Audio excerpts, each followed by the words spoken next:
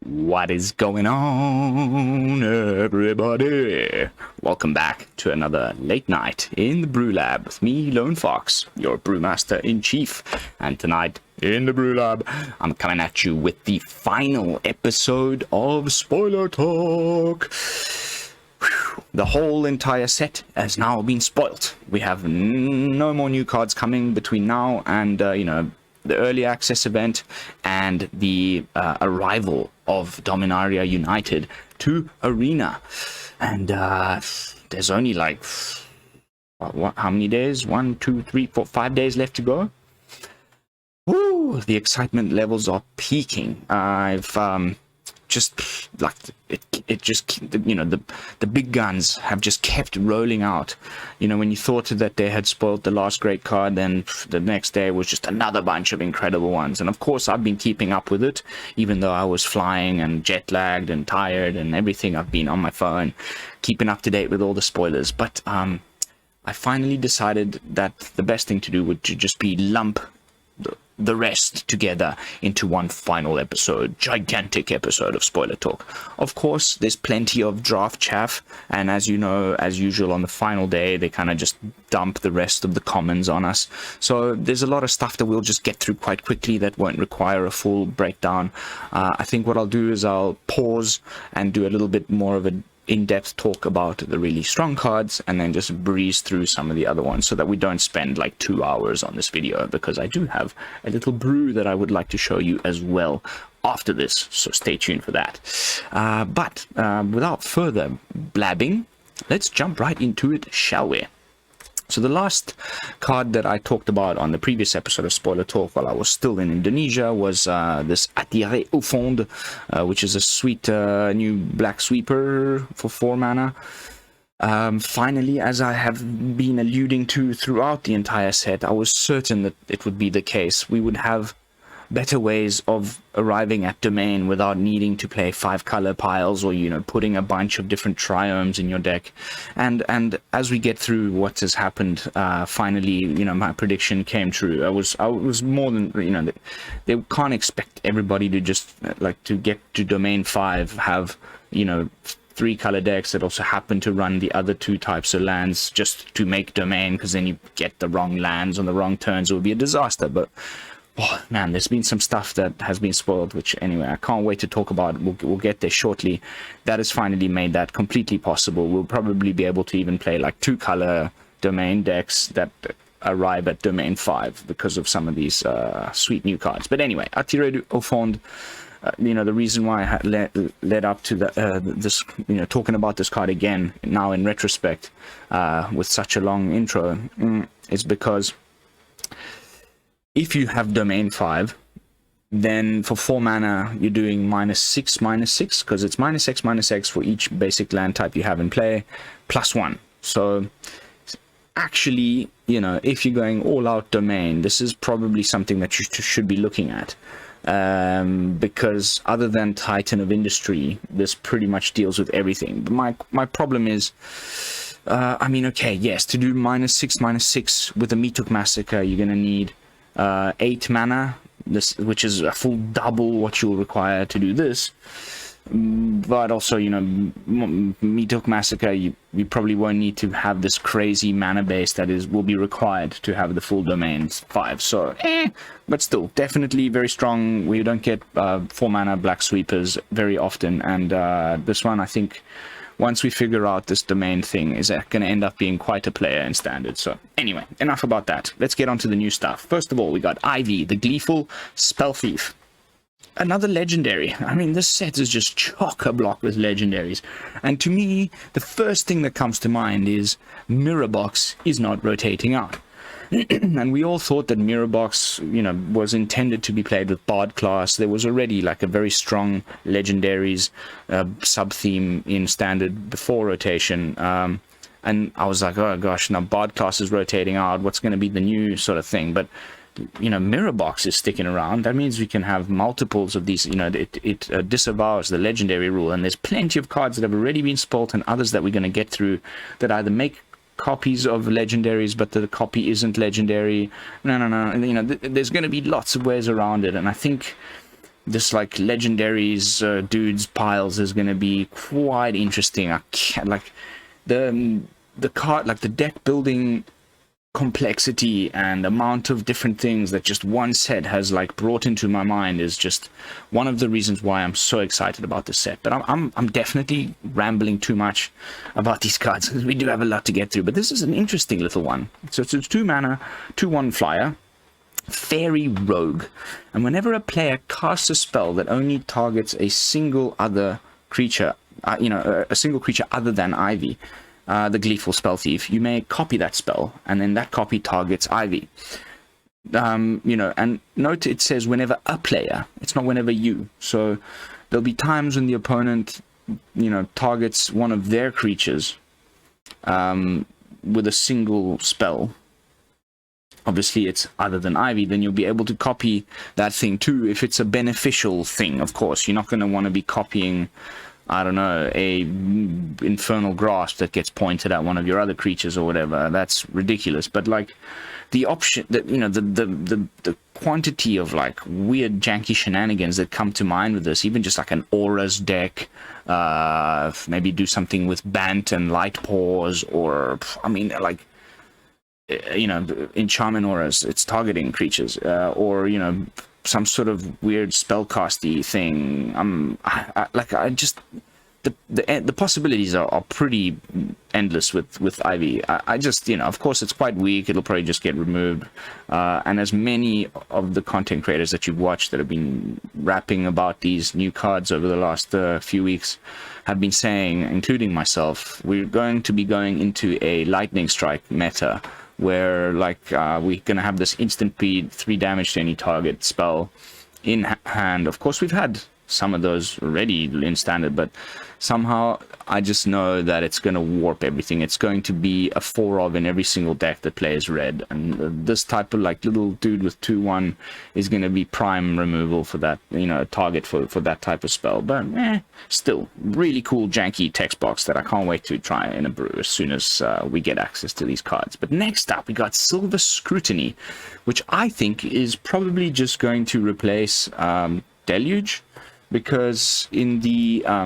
mid-game, early to mid-game, you may cast Silver Scrutiny as though it had flash if X is 3 or less. So it'll be 3 + 2, 5 mana, draw 3 cards. Just straight, boom. Sure, Deluge is still pretty busted. You get to look at the cards first and then decide, and then later on you can cast it for 7 and look at 7 and decide. So it's a bit more card filtering. But 5 mana, draw 3 isn't terrible. And then late in the game, you top deck this when you're completely blown out, you got no cards left, and you've got a bunch of mana, and you cast this for like X is 7, and you draw a whole new hand.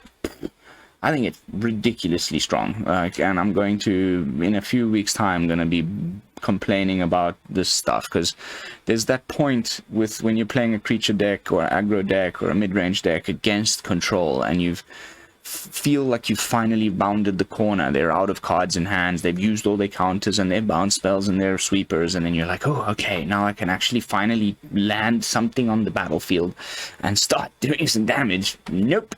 I'm gonna draw a whole bunch of new cards again and start the pain coming. So this one's gonna be a pain in my butt, I think, and we're obviously gonna also be playing some control decks. Slowly my channel identity as well as my personal style as a Magic player has been drifting more and more towards like aggro-y type, combo-y, creature-y decks. But there's a side of me that also quite enjoys playing control, and I do play it well, I think, given the right meta. So we'll definitely try this one as well, sooner rather than later. But next up, we got Danitha, Benalia's Hope. Apparently it's a reprint. Plenty of text, right? But I wonder if it'll make the cut. 4 colorless, 1 white for a human knight. 4/4 with first strike, vigilance, and lifelink. Okay, and then when it ETBs, you may put an aura or equipment card from your hand or graveyard onto the battlefield and attach it to Danitha. I think pretty decent, actually. There's seems to be also some incredible little auras in white and blue that are which I'll get to, and some that we've already gone through, which makes me think that this might actually be pretty fantastic. So let's see how it turns out. But like directly now, like off the top of my head, some cool shenanigans that I can think of. There isn't anything that comes to mind straight away, but like I said, I mean, it's aura equipments from the graveyard as well. Loads of stats, 5 mana 4/4 with all of this going on. I don't think that's terrible at all. Next up, this one's interesting. I had a good think about this one. So it's Darian the 48th X L5, yeah, 48th. For 3 mana. 1 on a Selesnya for human soldier, legendary again, 2/3, and it gives other creatures you control +1/+1. And then you can pay 5, 3 colorless and a Selesnya to put a 1/1 counter on King Darian and create a 1/1 white soldier creature token. Human curves out nicely after something like your Talia. Your Talia, this guy, and then turn 4 you play Sigarda. Also is another Anthem effect. Starts to look like a pretty nice curve for Selesnya humans. Unfortunately, they don't have a Pain land, so I think we might have to wait until the next set drops before it really takes off as a good aggro deck, but I can't wait for that to happen, because you know me, I love me some tribal synergies, I love me some humans, I love Selesnya, so I think yeah, could be really interesting to play a couple copies of King Darian in your humans deck, and it doesn't end there. You can also sacrifice it and give all your creature tokens hexproof and indestructible until end of turn. Really not that freaking bad at all. Like, this is a sweet little card. I'm even thinking maybe like Naya tokens, play this alongside a couple copies of, or three, maybe go 3 and 3 or something with Ginny Faye, and instead of making a 1/1 white soldier, you're making and there was another card spoiled down here. There was also an elf elf noble. Maybe we don't go full human tribal, but like tokens. Unfortunately, it's another 3-drop. The slot is getting quite chock-a-block, but whenever you make a token, you make another token instead. So double token production. I don't know. Some shenanigans come to mind. Cool card. Next up, we got Sproutling Goblin. So even though all the goblins are rotating out, the good ones that we've had in standard, and it was never quite a tier 1 deck, and I was thinking if it just had like 1 or 2 key pieces, and then I kind of made a misspeak in one of the previous episodes of Spoiler Talk. I thought we would I didn't realize that the majority of them are from Adventures in the Forgotten Realms, and we will not get access to them anymore, which is a huge pity, because now we've got that amazing new Lord Anthem effect guy, 2-drop goblin dude, plus there's Squee, plus there's this guy over here, Rulik. So the goblins I was really excited about, and then I realized that the War Chief and a bunch of them are going out, but actually it seems like slowly but surely more and more goblins are being printed just within the set alone. And I think because Brothers War is also going to be on Dominaria, a lot of these tribes that right now might feel a little underwhelming, like maybe elves, I don't think there's quite enough to make a decent elf tribal deck right now. But like come November, they're going to print, because it's the same plane, there'll be the same sort of tribes, and I think that's when things will really start to look interesting. So keep your eyes on goblins. But this is just a 2/2 with kicker. If you do kick it, when it enters the battlefield, you may search your library for a land card of the basic land type, reveal it, put it into your hand. Of course, if it would be like put it into your, into play untapped or something, it would probably be rare, but still pretty nice. And then you can pay 1, sacrifice a land, draw a card. Weird things going on here in the set. Like, there's so many things that I still just need to like sort of get playing before I figure them out entirely. But I can already think of there's that 5-drop. The spirit of the cat spirit guy, and like the lands going into your yard, you can replay them when you attack and things. There's so many cool new things going on.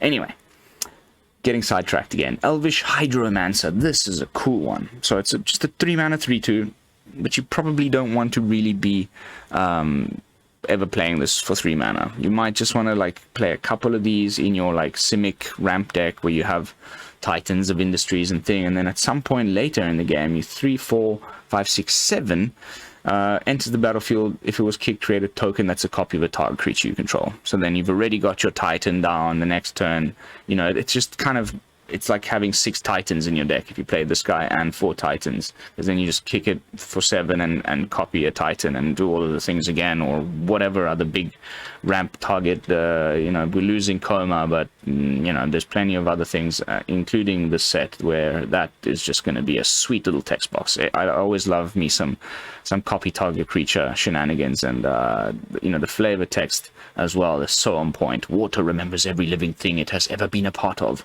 We need only bring that recollection to the surface.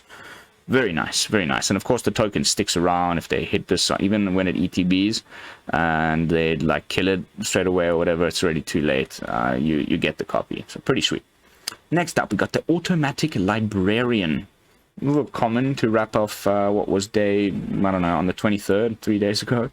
When it ETBs, scry 2. Meh, draft chaff. Next up, ooh, more legendaries. This one's a goodie. Maybe Clerics starting to make a little bit of a reappearance, considering, again, there's a lot of the good ones are rotating out, but also plenty of good ones that are sticking around. I'm thinking of the Voice of the Blessed or whatever, and a few others. Nice to be able to go into Orzhov again in a more like, you know, creature tribal deck. I really love me that kind of stuff. So Elas Ilkor, the Sadistic Pilgrim, 1 Orzhov, so white and a black for the 2/2 Death Toucher. That acts like oh my goodness, the card that was in Theros Beyond Death, that was the demigod alongside, you know, in white. Anyway, whenever something enters the battlefield, you gain 1 life. Whenever something leaves the battlefield, you gain 1 life. Really cool. I think it will definitely see some play. People will be trying some cleric shenanigans pretty early on, and I can't wait to try. Then we got Vohar, the Voldalian Desecrator. Quick little point about the Merfolk tribe. Again, same thing I mentioned about, you know, elves and goblins and things. We're getting another set on Dominaria in November, so maybe like right now, if you put all I've done a little experiment and like looked at all the merfolk that we have in this one set alone, and you probably won't be able to make any sort of decent deck that does anything explosive. But not only are we getting a second set on Dominaria, we're getting Ixalan again next year, and if I'm doing my math correctly, next rotation, this time next year, the sets that will rotate out are going to be Midnight Hunt, Crimson Vow, Kamigawa Neon Dynasty, and oh my goodness, and Streets of New Capenna. So these sets that we're looking at now will not rotate out end of next year. So Ixalan, another set on Dominaria. I think they're starting to signal that, you know, there might be a really sweet merfolk deck that's cropping up, and it appears that it's going to be sort of Dimir looking shenanigans, which is terrifying to me because I still have like PTSD from rogues. But this one draws you a card, and then you discard a card if you tap it, and if you discard an instant or sorcery card this way, each opponent loses 1 life, you gain 1 life. There's so many cool shenanigans now with like stuff, you know, instant and sorceries in graveyards. So many. I can't even go back and list them all, but it's like looking like spell slingers in like maybe either Grixis or just plain old Izzet, or there's going to be some cool like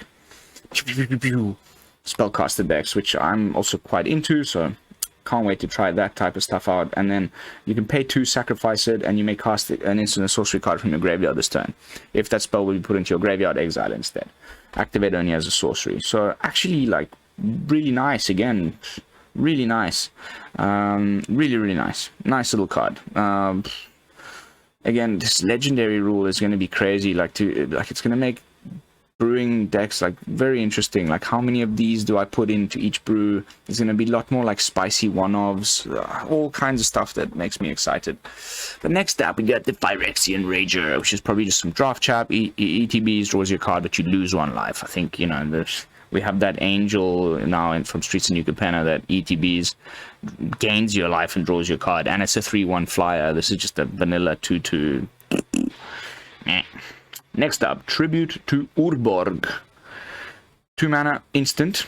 If target creature gets -2/-2 until end of turn. But if that spell was kicked, it gets an additional -1/-1 until end of turn for each instant and sorcery in your graveyard. Again, that line of text. And it's not, you know, there's been more down. So maybe Dimir? Because of the, you know, Then, of course, they printed a negate. Like, there will never not be negate in standard or any, you know, that's obviously just something that's essential also for the limited environment and for a healthy standard. Just a 2 mana counter target non-creature spell. I think it's just an important card that always needs to be around, and I'm not surprised at all to see this reprint. Do we think this particular art is better than the last one? Honestly, yeah, it looks pretty fucking, pardon my French, but flipping amazing. I like this artwork, so probably be jamming this one over the other one. Then we got Meria, the Scholar of Antiquity. This one doesn't excite me at all. You know, I've of course watched all the other content creators spoiler content just to inform myself and to really drill the cards into my brain. I think there isn't too much like artifact stuff going on in this colors. It's usually in other colors. So it's interesting that they're doing this. People have just been saying this might be like an interesting new commander. I don't really know much about commander, so I'm not going to talk about that. But the text box is interesting. You can tap and untap non-token artifact you control to add a green. And then you can tap 2 and exile the top card of your library you may play at this turn.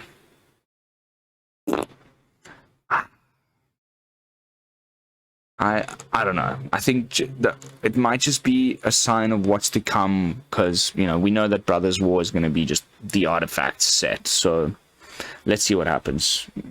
Other than that, I honestly just don't know what to think about this. And again, legendary. Next up, we need to probably go back into normal size screen because we got some other languages going on here. This is the Phyrexian Missionary, which sounds like some Sheoldred's kind of sex positions. But it's a human cleric for 2 mana, and you can kick it for Orzhov. So again, looking like Orzhov Clerics is sticking around in some way, shape, or form. If you do kick it when an ATBs, you can return target creature card from a graveyard to your hand. I think this is a great little card. 2/3, a little bit harder to remove. Cleric synergies. It's got lifelink on it. You can return a creature from a graveyard to your hand. I mean, yeah, exactly. This is a really, really strong little card. Man, this person read my mind.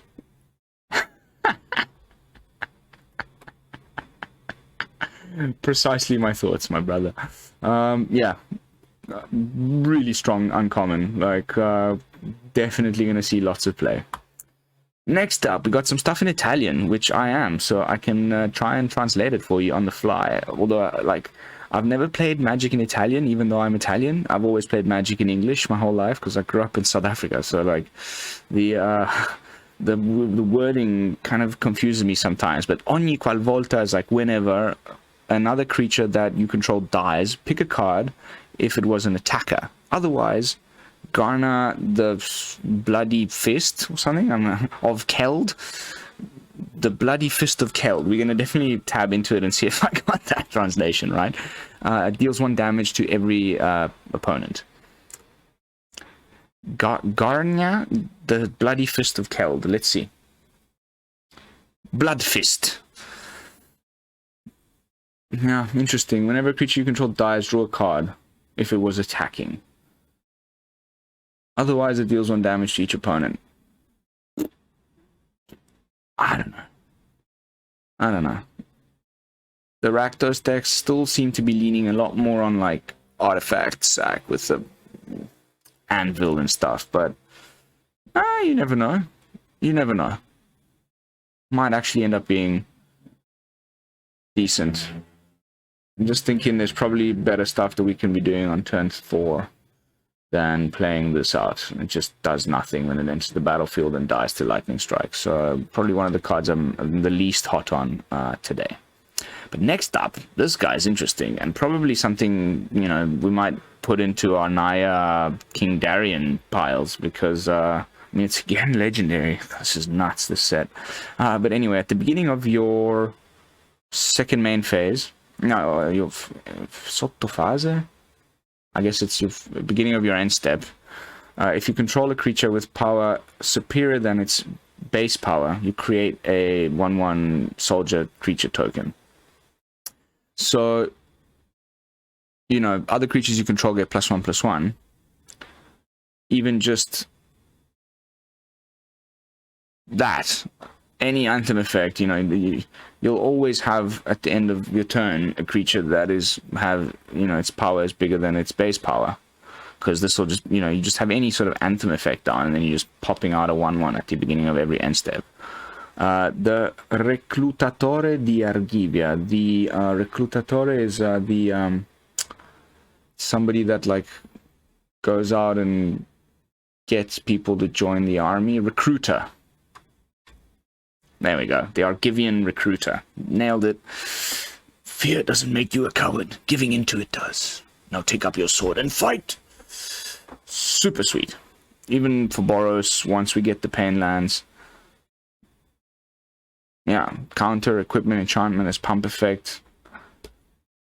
Precisely. Oh, precisely. Exactly and precisely. Precisely. But yeah, this is great. This is a great little card. One that I think will definitely see a lot of players. Now we've gone past the other languages. We can go back into full screen and we move on to what is going to be really, really an amazing card that's going to help out with so many answers.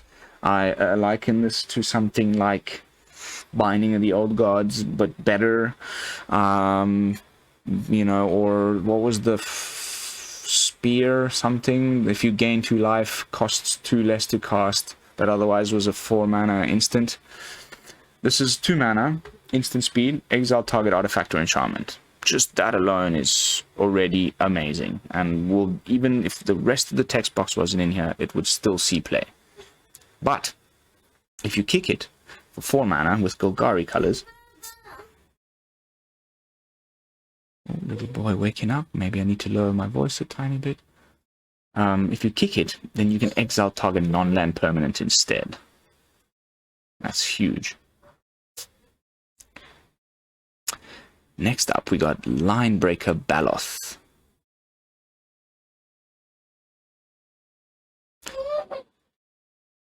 Five mana. Enlist. Can't be blocked. Okay. I need to go and take care of a 2-year-old. One moment, please. I shall be right back. Peace. Sorry about that. Little boy woke up wanting some water. Had to go and deal with him quickly. But I'm back. Where were we? Linebreaker Baloth. Meh. Draft chaff. No bueno. Sure. But yeah, draft card. Limited card. Next up, we got the Vodalian Hexcatcher. Now when I'm seeing like a rare card in the set that isn't legendary, I get more excited. This is the other lord, this time for merfolk, and you know, back to my point I made earlier about, you know, merfolk tribal being gonna be I think a huge thing by the end of next year, or even just by the end of this year with the next set coming. Whew. 2 mana, 1/1 with flash. Other merfolk you control get +1/+1. So even just that can be used as like a fight effect, or, you know, combat trick. You block first, declare blockers, the opponent thinks, cool, I'm going to kill his stuff, and you flash this in, all your merfolk get bigger, his stuff dies, your stuff doesn't. But then you can also sack a merfolk to counter target non-creature spell unless its controller pays 1. It's another way of looking at it is just like a Jawari disruption on a body. No? Like, I think this is really good. And again, it's not legendary. You can stack these up, then they start to like Anthem affect each other and things. Whew. Very nice one from the cycle that was initially teased by Myro. So really, really cool. Nothing much else that needs to be said about this other than amazing, amazing card. There's a lot of stuff with Flash in the set. You know, opponent playing like, you know, Playland, Say-Go type decks are going to be quite scary, I think, come rotation. When you also factor in the already existing threats like the Wandering Emperor and things. Whew. But next up, we got a 4 mana instant speed. Destroy target creature planeswalker. If its mana value was 3 or less, you gain 3 life. Nah. Yeah, the gain 3 life is nice, but 4 mana. And, you know, the caveat, planeswalker 3 or less, so you're like paying more than the thing you're killing, just for the little bonus of the 3 life. I don't think this will see any play in standard, but cool art. Next up, we got Sheoldred's Restoration. Now, this one I've seen, you know, lots of hot takes on Twitter about. It's interesting. That's for freaking sure. 5 mana. Okay, the typical reanimation spell cost. You can return target creature card from your graveyard to the battlefield. Poof. If the spell was kicked, you gain life equal to that card's mana value. But then you're paying 8, right? And it needs to be in an Orzhov deck. Maybe I'd rather play Invoke Justice if I was, you know, anyway.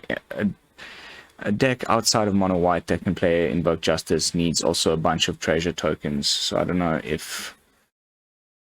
But... say you bring back your Titan of Industry, though, for 5 mana, then you can pay, you know, you can choose the option on the Titan that gains you 5 life, and then you've only lost 2, and you bring back your Titan for the usual reanimation cost spell. I don't know. I'm still on the fence about this one. It's uncommon as well. I guess there's some situations where you've got, you know, a bunch of mana. I wonder, like, Esper Reanimator, maybe? Then we have access to that cool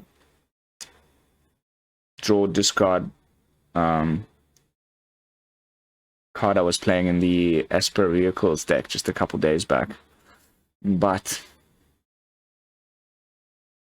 then I'd just probably rather play Graveyard Shift and not risk not having the right mana and the life loss and all of that. Graveyard Shift can be cast for instant speed in a deck like the one I'm thinking of. You know, it's white, black, and some other color to take care, you know, to use one of the triomes that we have in standard. But otherwise, I just don't see it. I'd rather play. There's still a few other reanimation spells that's staying in the format that are just, I think, better than this one. But I might end up being completely wrong. But next up, okay, so this is the card I was talking about when it was talking about the domain down here, which I knew was just for sure coming. Thran Portal.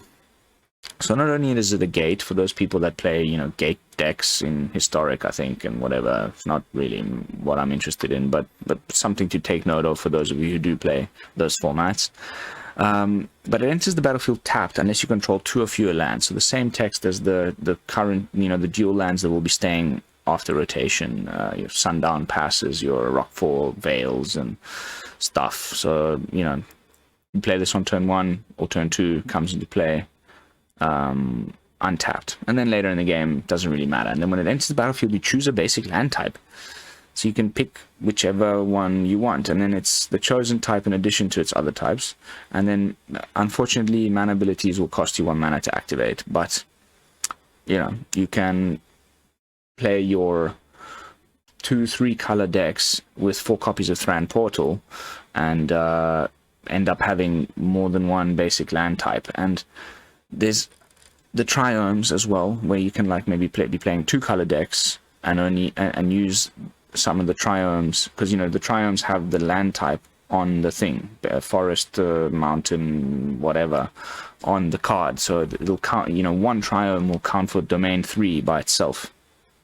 So then if you're playing a full play set of this as well, suddenly domain doesn't seem too difficult to get to, even in your 2-3 color piles, without having to go crazy Wooburg, right? So this is one of the things that's going to help us get there, but it's not it, and we'll get to the rest later. But otherwise, just I think a really nice card. You know, it's basically like I don't know what else to compare it to as far as lands. Some people have been saying pathways. I just don't see that, but I mean, just a fantastic land. Fixes your mana, comes into play untapped on turn 1 and 2, and also helps you with domain. Sure, you've got to take 1 life, but fine. Really good. Good that we have this, and I was always sure that we would. Once I saw domain, I was like, we're gonna get something like this.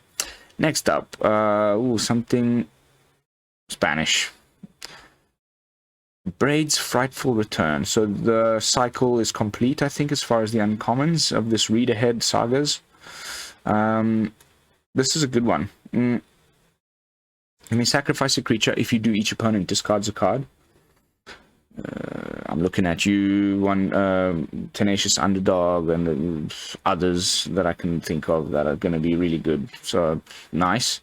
But of course you can skip ahead with read ahead. Then you can also return target creature card from your graveyard to your hand. So the thing you just sacked, you get back, and then you've effectively, you know, say you play this, you draw your card for your turn, play this, sack something, the opponent discards a card.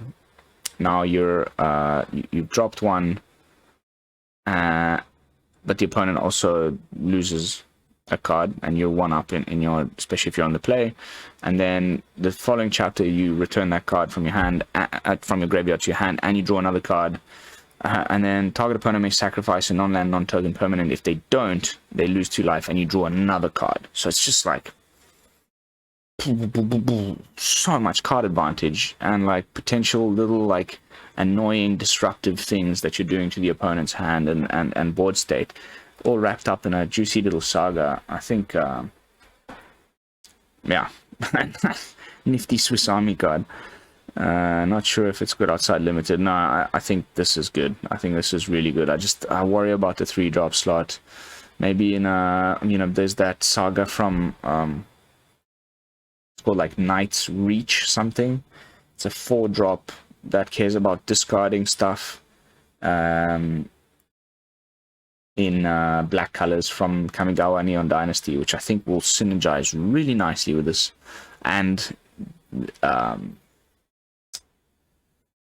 Liliana, again, unfortunately they're on the same spot on the curve, but you may want to run like maybe 3 of these and 3 Lilianas or something in your 3-drop slot, and then put the 4 of that other saga, and you know, go like mono black enchantments something. I don't know, like I'm just getting lost in the possibilities with this set. There's so much going on, but definitely a card I'm very hyped on. But this one, continuing on this cycle of lords or anthem effects for various tribes, this one is busted. And like, again, I don't think we have enough elves that it will make it past rotation where we can build a really cool elf tribal deck on day 1 with the set, even though of course I'm going to try. Eventually, by the end of next year, once all the other sets that have elves in them keep coming out, this is like, and then for anybody who plays elves in historic or whatever, like, what a card. 2 mana 1/1. Other elves you can target +1/+1. Whenever you cast an elf spell, you may pay a green. You don't even have to tap to do it, and if you do, draw a card. Of course, elves is a tribe that makes a buttload of mana, so you will not have trouble paying that green, and I think this is just wowza. Wowza. It reminds me of the effect you get on the, what was his name? The really muscular 4-mana planeswalker in elves that we got in Kaldheim, I believe it was. What's his name? Torbrand? No, anyway, you know the one I mean. And then once you got the ultimate off on that one, it was like whenever you cast an elf, you draw a card. you didn't have to pay, but you needed to get to like, you know, 6 loyalty or something and get it to go off. Whereas this, just like, it's that plus an Anthem effect. Non-legendary again, which makes me very happy about these this cycle. They're non-legendary, so you can stack them up on each other. Really nice card. Amazing card. But next up, we have the reason why earlier I was saying, you know, Spell Slinger. Could be Dimir, could be, you know, these cards that are talking about instant and sorceries in your graveyard. You know, this is another payoff for casting a bunch of spells. It's so, when I first read this, I kind of skipped over the whole thing, and then I read it again, and then I watched. This is the official spoiler card for MTG Goldfish, and I watched Seth talk about it. 2 mana, 1/3 flyer. Whenever you cast an instant or sorcery spell, creatures you control get +1/+0. Creatures, so all your creatures get it, and gain trample. Thank goodness this one's legendary, because that is busted. And trample. You can just like storm off when the opponent taps out. Even if you're not even swinging in with Balmor, you play your Balmor and then you cast like 2-3 cheap little cantrips, and suddenly your whole board gets like +3/+0 and trample, and insane. Insanely strong card, I think. One of the best. I want to see what others are saying in the comments here. Exactly. Precisely. Exactly. You know, super strong. Uber duper strong. How do I go back here without... Okay, exit, back. Ooh, ooh. Oh no. Let's reset the page to the bottom. Okay, I'm not gonna click on them again. I always have to open new tabs, otherwise this happens. Where were we? Battle Mage. Full screen. Next up, we got the worst one from this uncommon signpost things. Definitely quite terrible. 4 mana, 2/4 flyer with Domain. Whenever it deals combat damage to a player, look at the top X cards of your library, where X is the number of basic land types among lands you control, and put one of them into your top of your library, the rest in the bottom. You have so many steps to do, essentially just draw a card. Just terrible, terrible card. Maybe in draft, I don't know. Maybe someone can tell me in the comments something cool that you can do with this, but meh. But next up, a sweet-ass Naya dragon. You know how much I love Naya. Quite into my dragons. This is a sweet card, and once we get to this rare saga from the cycle, and there's more also coming up further up that make dragon tokens and things, which make me really excited for dragons. And there's some really good ones that are still sticking around, even though we're losing Adventures in the Forgotten Realms. There's still plenty of cool little dragons that are sticking around, including, and thank you David Garnier if you're watching this, for reminding me of the fact that the egg, the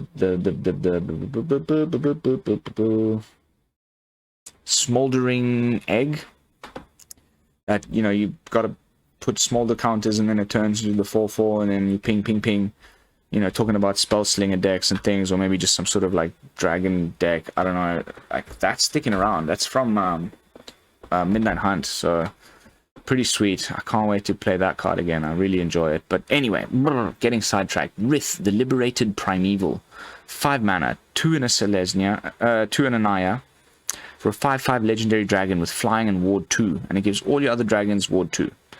So yes, it doesn't do anything straight away, but at the beginning of your end step, and I've been noticing this trend with the set, I think Wizards is sort of liking to put a lot of this stuff that, you know, the card isn't, you know, they fixed the power of it by making the trigger happen at the beginning of your end step, so it's a little bit less strong, and you really need the card to survive when it enters the battlefield before you get the value, which is cool. It does have ward 2, which makes it a little tougher to remove straight away. And if you want to do the thing here straight away the turn you play it, you'll probably need something like 7 mana, because At the beginning of your end step, if a creature or planeswalker an opponent controls was dealt excess damage this turn, create a 4/4 red dragon creature token with flying, which will again have Ward 2 because it gives all your dragons Ward 2. So you play this for 5, and then you lightning strike a 2/2. Now you've dealt excess damage because lightning strike does 3 damage.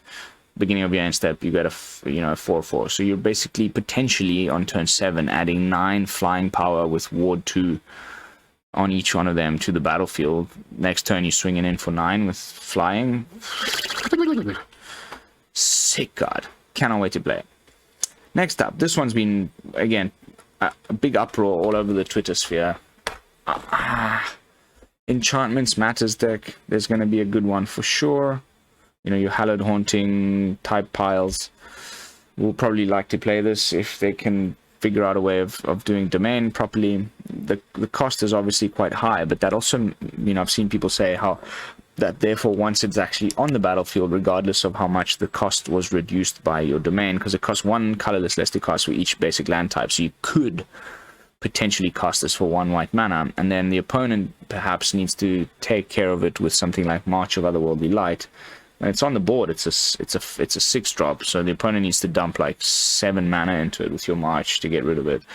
So it makes it a little bit tougher to remove, and it's got flash, and it's basically just like a borrowed time with flash that can with domain, because exiles target non-land permanent an opponent controls until it leaves the battlefield. So nice. Really nice. I'm just still not sure how nice. It'll depend on if there's cool synergies for enchantments. I'm even just thinking of that guy we got spoiled like way back on day 1 or something. Or was it day 1? Yes, here, Zur, where you can pay 2 and turn a non-aura enchantment you control into a creature, and this doesn't say until end of turn. It just turns into one, and then that will have hexproof, death touch. So as long as you just like protect your Zur, you're gonna have a 6/6 hexproof, death touch, lifelink, because it's 6 mana. That's not terrible. And they kill your Zur. I think it stays a creature even though he dies. That's what I'm saying. Then it will lose the hexproof, and then the opponents can use normal creature removal and your leyline binding, and then they get back the thing you exiled with it. It feels bad, but some sort of cool Esper Enchantments Matters deck with maybe Hallowed Haunting and Zur. I think it will be pretty fun to play, so we'll definitely going to be giving this a try. But next up, we got the Academy Wall. This is going in the probably limited Defender deck. We've already seen some of the other Defender cards from that sub-theme in previous episodes of Spoiler Talk. It's a 0/5 Defender. Whenever you cast an instant or sorcery spell, you may draw a card. If you do, discard a card. This ability only triggers once each turn. 5 is a lot of toughness to get through, but otherwise, I don't know. Like this, if this Defender deck will actually be a thing in Standard, it's probably mostly just like a draft sub-theme. Next up, we got Electrostatic Infantry. People are comparing this to the Sprite Dragon. But I think Sprite Dragon's better. It's got haste and things, but this has trample. So whenever you cast an instant or sorcery spell, you put a +1/+1 counter on it. Just keeps getting bigger. It's got trample. Cool. I like that it's a dwarf. Maybe we'll get some more dwarfs. I love me some dwarfs. When is Wizards ever going to print a decent 1-mana dwarf in red? Like, we've been waiting for it for so long, and it just never happened. And then the dwarfs rotating out, but cool one. Next up, we got Tail Swipe. This is a nice little fight spell that will probably be replacing Blizzard Brawl in a lot of green decks. It's obviously not as good. The 1 mana instant speed, which is better than Blizzard Brawl in some cases. You choose target creature you control and target creature you don't control, and then if you cast a spell during your main phase, the creature you control gets +1/+1 until end of turn. Then these creatures fight each other. It's a pity that it's not doable during the opponent's turn as a way to like, oh, I block and now I make my creature bigger as well. So that's why I wish it didn't say that about during your main phase, but it was just gets +1/+1 and then fights. Then I would be a lot more hyped on it. It would be probably the reason why they didn't do that. It was just good. Then it would be an almost just altogether better Blizzard Brawl, without the Undestructible, of course, but still really strong card. I think we'll definitely see some play in mono green decks of all shapes and sizes. Next up, we got a really interesting one. How are we doing? How are we doing here? Oof. Okay, and then this is the oof. Whoo. Okay, need to speed up a little bit. Like I said, the second part of the video is mostly common, so and this is the commander stuff, so there's a lot that we can sort of just skim through, including stuff that's coming up here. But this is a juicy one. Rivaz the Claw of the Claw, legendary creature, Viashino Warlock, 3/3 for 3 with menace, which again is just pretty decent as is. But then you can tap it to add 2 mana of any combination of colors. Spend this mana only to cast dragon creature spells. So reminiscent of the it was a 2 mana rock thing in artifact that has the same line of text that's rotating out. That's name's now escaping me, but this will make it so that you can play, you know, this guy. Unfortunately, it's the wrong colors, but like even something like Ziatora on like turn 4, yeah, play this guy. Play a land on turn 4. Play this guy, you know, pass the turn. Comes back to you. You play another land. Now you got 6 mana available. You can play Ziatora on turn 4. Seems pretty freaking decent to me. And other things that I can't wait to try. But that's not all. I mean, it doesn't end there. Some of these are just ridiculous. Once during each of your turns, you may cast a dragon creature spell from your graveyard. What? So maybe even some like self-mill weird shenanigans. Unfortunately, then whenever you cast a dragon creature spell from your graveyard against, when this creature dies, exile it. So, you know, you can't just keep recurring them. But altogether, wow, can't wait to play with this one. Next up, we got Tatyova, the Steward of Tides. Merfolk Druid in Simic. 2 green, 1 blue. Land creatures you control have flying. Pretty cool. Whenever a land enters the battlefield under your control, if you control 7 or more lands, which is the same text box as the Topiary Stomper, and you know, has the same mana value. You may want to like just play like 2 of these alongside your Stompers. Get one of these later in the game in your Simic ramp deck, and suddenly your you know, lands enter the battlefield and become 3/3 elemental creatures with haste that have flying. I don't think that is actually terrible at all. I like, wow. And then if we get more creature lands, you know, in the coming sets, then, you know, pretty cool. Imagine having like a Den of the Bugbear with flying. You know, wrong colors, but you get the point. Really nice, Tatyova. You're cool. Next up, we got Joda the Unifier. Wooburg time, baby. I don't know if this is mostly just going to be a commander card, but it's, you know, I've also been alluding to these sort of 5-color legendary creatures with maybe mirror box. You know, look at how many legendaries there are in the set. This is your first big payoff for that. Legendary creatures you control get +X/+X. So that includes himself, where X is the number of legendary creatures you control. So even if you just play this for Wooburg, it's a 6/6 straight away, because it counts itself. Then whenever you cast a legendaries card from your hand, you exile the top card of your library until you exile a legendary non-land card with mana value less, you know, with lesser mana value. You may cast that card without paying its mana cost, which is like Cascade, I think. And then you put the rest into the bottom of your library in a random order. That's busted. Like, that's just busted, man. You can go off with this thing. And like, we even just have the new Lotus orb that you can tap and just cast this off of. Wowza. Like, you know, legendaries matter. Legendary dudes, tribal, 5-color pile nonsense, like, coming to the channel very soon. Once I, you know, wrap my head around it, and once the whole set is spoiled. Next up, we got the white one in the cycle for the Lords. We got the Valiant Veteran. Horse soldier 2/2. Other soldiers you control get +1/+1. Pretty cool. And then if they kill it, you can exile it from your graveyard for 5 mana, 3 colorless and 2 white, and then you put a +1/+1 counter on each soldier you control. I think that's really cool. So like even if they kill it, then you can still kind of do the anthem effect, but then permanently with counters from the yard. And it's not, again, legendary like all the others have been in the cycle, so you can just keep you know, playing more of these. I really hope there's a cool little like weenie soldiers deck, because I'm quite into those, and this might be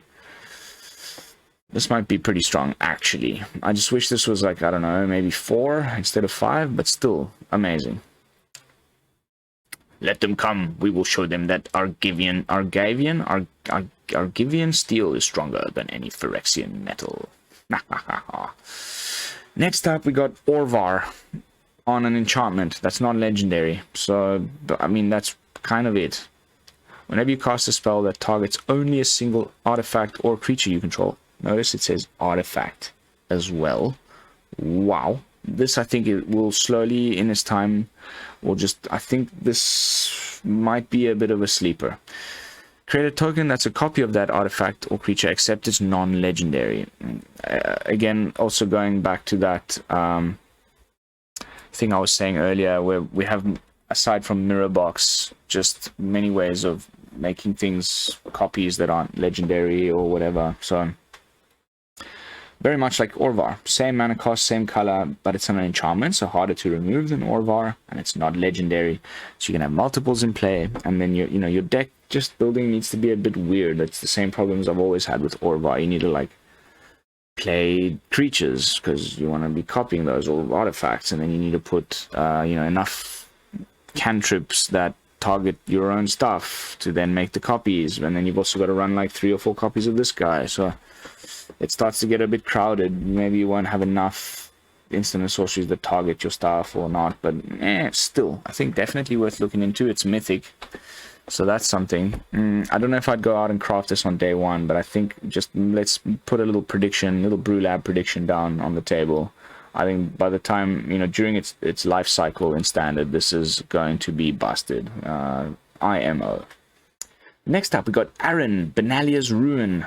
2 white and a black for a Phyrexian human with menace. It's a 3/3, and then you can pay 1 and a black. Sorry, again, Orzhov, sacrifice another creature, put a +1/+1 counter on each creature you control. It's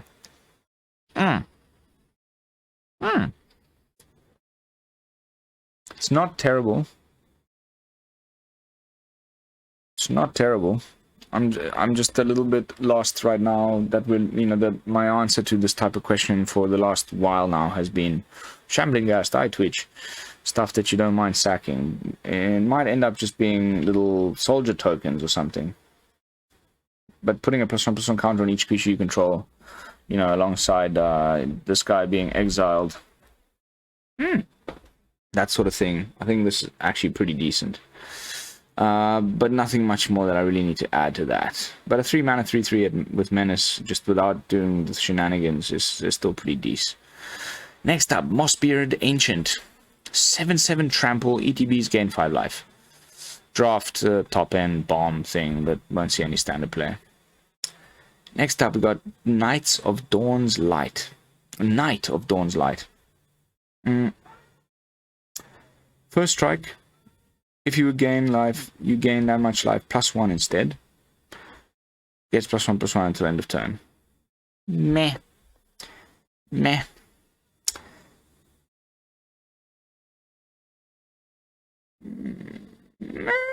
wonder. It's a human knight though, it's not a cleric. I don't know. Might actually, again, there's a knights deck that's forming as well. Knights, humans, or soldiers. Could be interesting. I'm not sure about this one though. Next up, we got the Weatherseed Treaty. So the green one from the cycle in uncommon. 3 mana. Search your library for a basic land card. Put it onto the battlefield tapped. Then shuffle. Then you create a 1/1 green sapling creature token. Cool. And then the final one says Domain. Target creature you control gets +X/+X and gains trample until end of turn, where X is the number of lands among lands you control. Basic lands. It's been a little while that like we get these cycles of things. Like I'm thinking of the March cycle.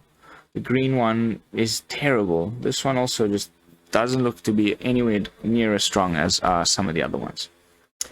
Next up, we got a tab out into a Spanish card, which is the white one from the cycle.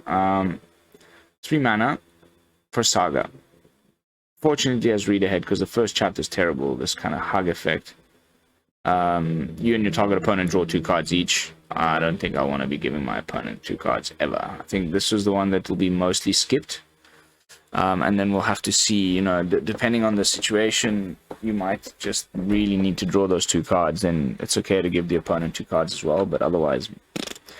But then you make a 1/1 white bird creature token with flying on chapter 2, and then you put +1/+1 counter on each of up to 2 target creatures. So then these 2 are a little bit better. But again, I think maybe even worse than the green one now in retrospect.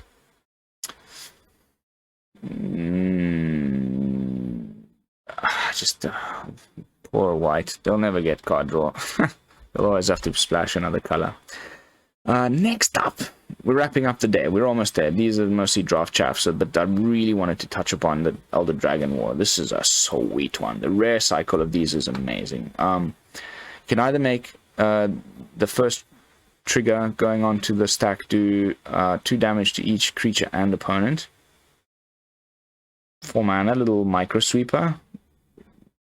You know, that's above the cost of something like Cinderclasm, and it's not instant speed, but you know, you can not only read ahead if it's not necessary, it could also just end you the game. 2 damage to each creature and each opponent, so it's another burn effect, and then discard any number of cards, then draw that many cards. So just a better chapter 2 than Fable of the Mirror Breaker, where you can only discard 2 cards. This you could essentially just chuck your whole hand away if it's terrible and draw a bunch of new cards. So a bit of filtering, really nice. And then you get a 4/4 red dragon creature token with flying on chapter 3. All just good ones. You can read ahead. You can. I think this read ahead is going to really reshape the way we think about sagas, and I'm really looking forward to it. But just wanted to say that, of course, if we play it in your Rith Liberated Primeval deck, then that 4/4 will also get Ward 2, and you can pumping out more Ward things with the final little bit of the text box of this guy. Nice. Next up, we got Shield Wall Sentinel. Another one for this Defender deck. 4 mana, 1/3 with Defender. When it enters the battlefield, you may search your library for a creature card with Defender, reveal it, put it in your hand, and shuffle. So definitely going into this like limited Defender deck that's shaping up. But nothing much else I need to say about that other than it's draft chaff. But next up, we got a Phyrexian Warhorse. 4 mana for 3/3. Pick it with an additional white mana, so it becomes 5 mana. ETBs, you make a 1/1 white soldier creature token, which you can then pay 1 to sacrifice and give the Warhorse +2/+1. Meh. And then the Sunbathing Rootwalla. 2 mana, 2/2 with Domain, which is 3 and a green. Until end of turn, it gets +1/+1 for each bait. Meh. Alright, I'm going to take a quick break. I just need to go to the bathroom, get myself some water, and I'll be right back. And we're back. Sorry about that. Just had to go and refresh myself. Was starting to feel a little tired because there's still plenty of cards to get through. But where were we? So, Sunbathing Rootwalla. Again, these last 3 probably mostly draft chaff. I don't think, you know, having to pay 4, you know, potentially less for the Domain, but I don't know. No bueno. Next up, we got what looks to be a bunch of commander stuff. So the set symbol is slightly differently. If anybody's confused as to what this is and you're using different websites that don't label it for you, this is the commander stuff. So again, not really for me. I wonder if they'll ever bring that to Arena, but this is the final day. Oh no, what am I talking about? There's still another plenty to get through. So again, there was some really interesting stuff on the second to last day, namely these lands. And I think what's really important about them, you know, at first glance, they just look like the common cycle that we get one of in every set, pretty much, where there is, you know, duels that come into play tap no matter what. And then you're like, well, that's all they do. You know, in the previous set, there was like ones that gain you some life, and then we had ones, previous set wasn't actually those. I think that was a set before, but then the most recent one, we had these ones where you could like pay for and sacrifice them and draw a card or something. But what's crucial and different about these ones is that they are actually 2 different basic land types per one. It's actually a forest and a plains. It's actually a mountain and an island. And also, most importantly, is it's the full combinations. We've got both the Boros one and the Selesnya one, and I can't remember what was the other. You know, from the pain lands that we've got from the cycle, the rare ones, there's some colors that are missing, which I'm sure they will complete in the next set in November. But in this common cycle, we've got the full amounts of different combinations, so pretty cool. And you know, why is it crucial? Obviously, for domain. It's going to make getting to domain a lot easier, because this will count as both a forest and an island, both a plains and a swamp, and so on and so forth. But also because there's certain cards. Now, I'll just give you an example. Binding of the Old Gods, which of course is rotating out, but there's other ones that will say something like search your library for a specific type of card, like in the case of Binding of the Old Gods, we were doing all those funny tricks where you could go look up for a triome, or you know, one of the Snowland duels that had both. For the last time we had this was with the snow duels, and then you could go and fetch up one that also had red in it, and you could then cast your Valky/Tybalt. So this is great for all of those reasons that I previously listed, and I definitely think they will see some play. Unfortunately, they will always come into play tapped.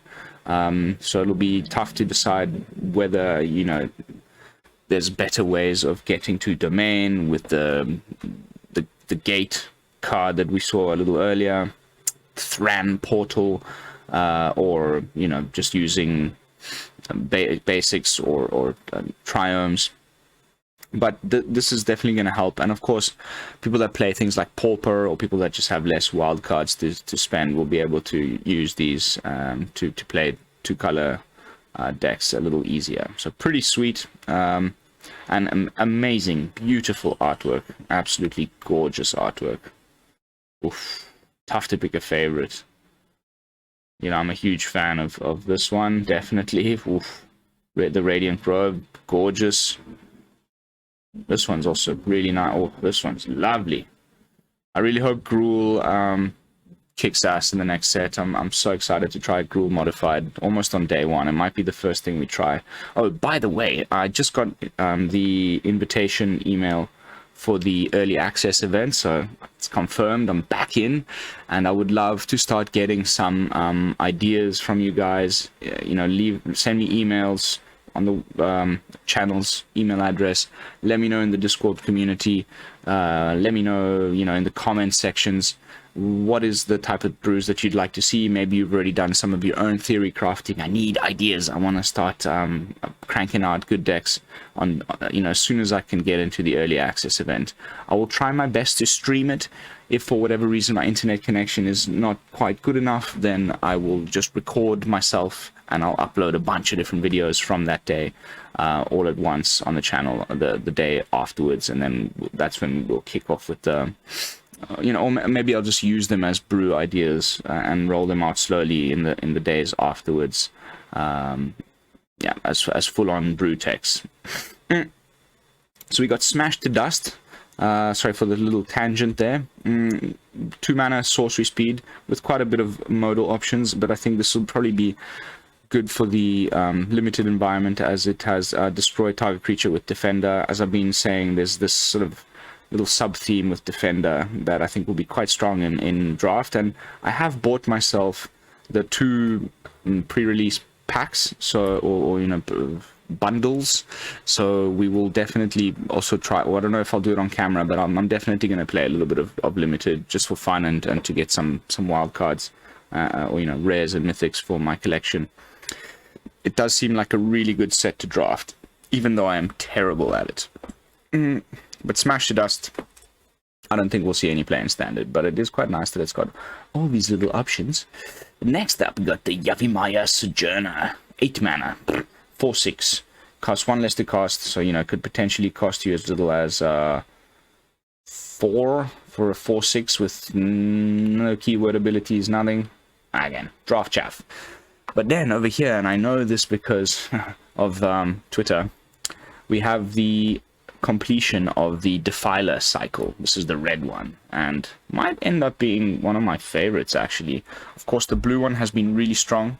Draws you cards. The white one seems pretty good. You get all those little 1/1 soldier tokens. I still think the green one is probably the strongest of the set, but it does cost a full mana more, which is of course highly significant. But still, this is a 4-drop Phyrexian Kabu, Defiler of Instinct.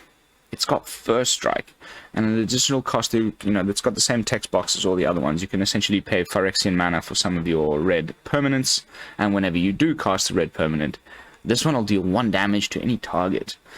So, pretty cool. I think actually really nice. A Kavu! Bless you.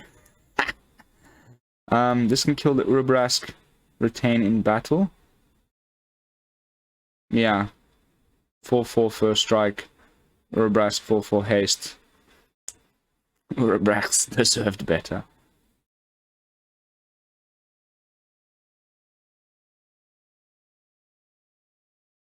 Yeah, would have been nice if it was a goblin. Completely agreed with that.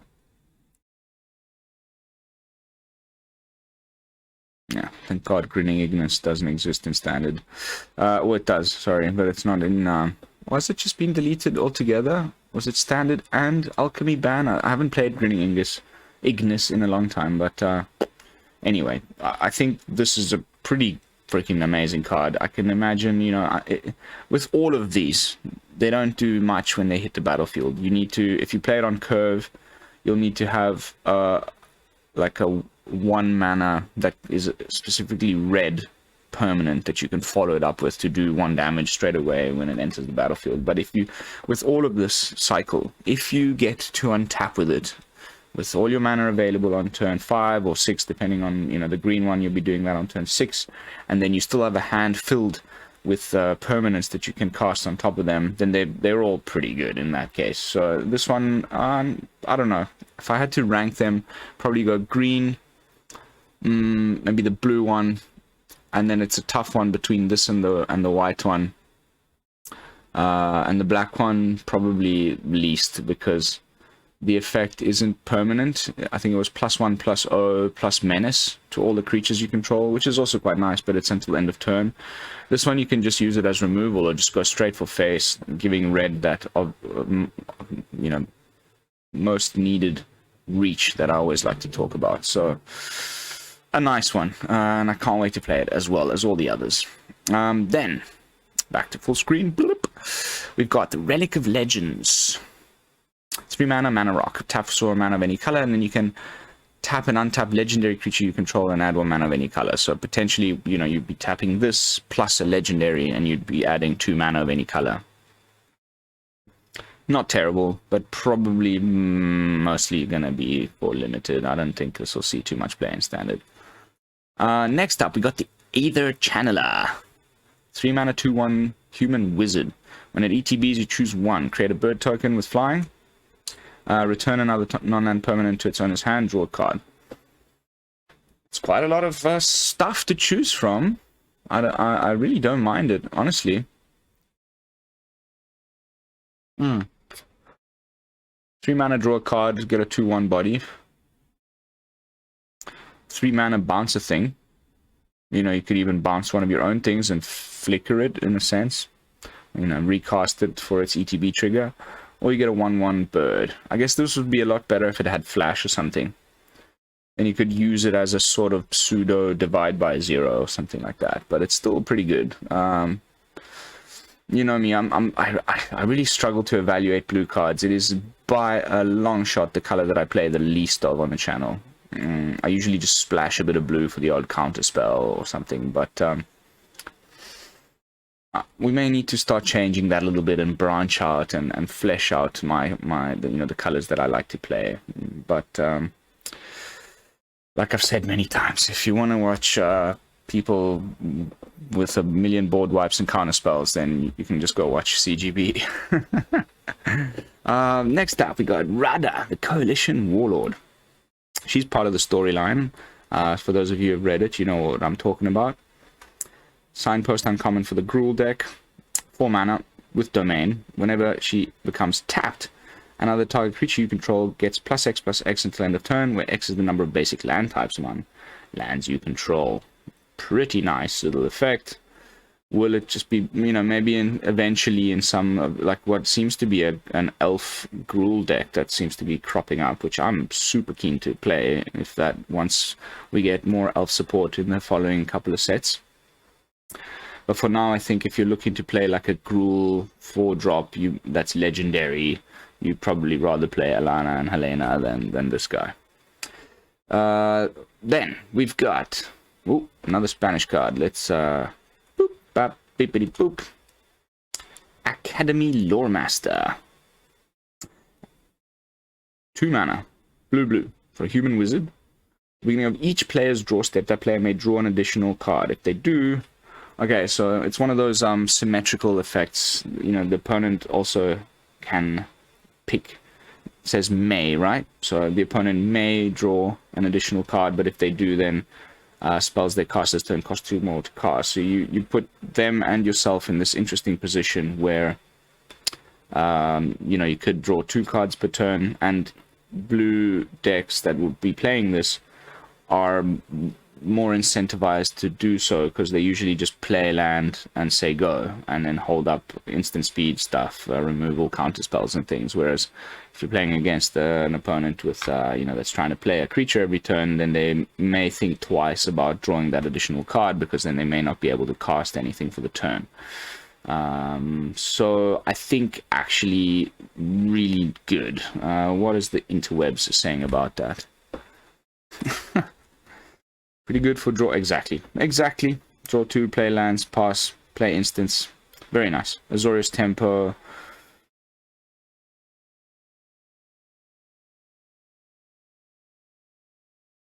Yeah. I like it. I think it's strong. Really strong. Really strong. I think they had to make it so that the opponent also got that draw, otherwise it would just be absolutely busted. At least they get a bit of value potentially as well. And in a control mirror, this is going to be a nightmare.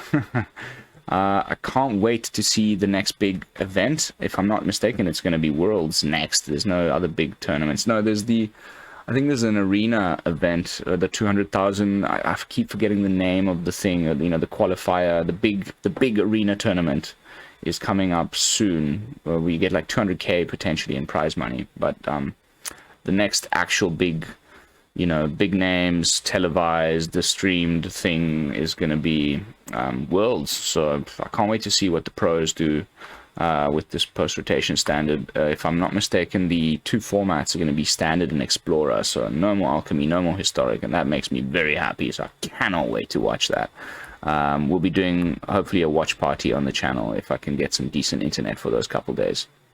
But next up, we got, I think, what is supposed to be the final Lord or Anthem effect dude from the cycle, as spoiled by Marrow in his little teasers blog post.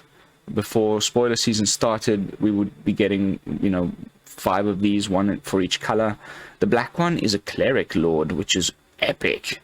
2 mana, 2/2. Other clerics you control get +1/+1, and then you can pay 5, 3 colorless, 2 black, tap it, sacrifice another cleric.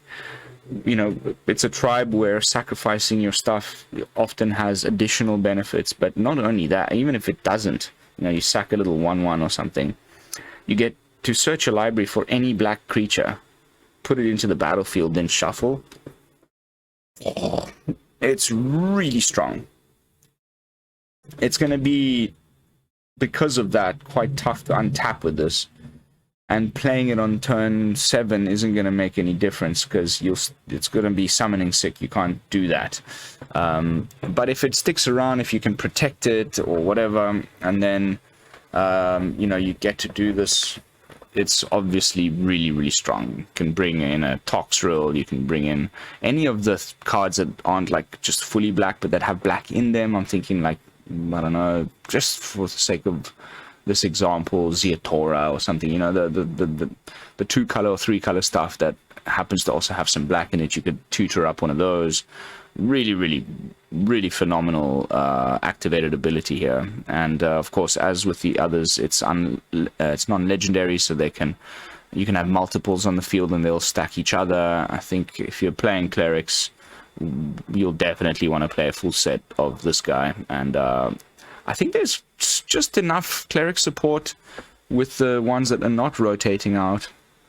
Because of course, a lot of the really strong ones from Zendikar Rising, your Aura, and also all the Kaldheim ones like the Righteous Valkyrie and things like that are all rotating out, but there's still plenty left in the remaining sets, and then some really good ones in this new set. So again, cannot wait to try a Cleric Tribal on day 1 of the early access event, and also for you guys on the actual channel once the set hits Arena. Next up, we got Prayer of Binding, 4-mana enchantment with flash. Wow, there's lots of these, hey? There's lots of white enchantments that do similar things. Like, I think we're up to like 3 or 4 in the set alone, which is making me think that like some sort of mono-white, or maybe, again, like I've said it a little earlier tonight, what's the name of the dude? The Esper 3-color legendary guy from day 1 of spoiler season that can give... You know, you can turn one of your enchantments into a creature with hexproof, lifelink, death touch, I think it was, into creatures. So, you know, if you play Hallowed Haunting, you can then activate that guy, whose name is now escaping me, and make a 4/4 with hexproof, death touch, lifelink. And in this case, it would also be a 4/4 because it's the mana value that it turns into. Not only that, you can also exile something. It's kind of like a binding of the old Borrowed Time, or, you know, now there's also another one that we got that's less good, and there's also one from Kamigawa that has channel, these things where like enters the battlefield, exile target non-land permanent until they remove the enchantment. But then again, if it's got hexproof because of the dude I've been talking about, then really, really nice. So it'll be interesting to see which of them ends up seeing the most play, or if some sort of combination of all 3. Just in case you've forgotten, I was talking about Leyline Binding, and it's got flash. And then we got Borrowed Time. We've got the other one from earlier. And let me just quickly scroll down to the dude I've been referring to, so we can just have a look at him once more. All the way back here, I believe it was day 1.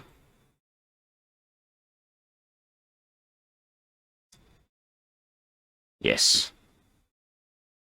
Oh, so many cards. Here, Zur, the Eternal Schemer. Esper enchantments. Hell yeah.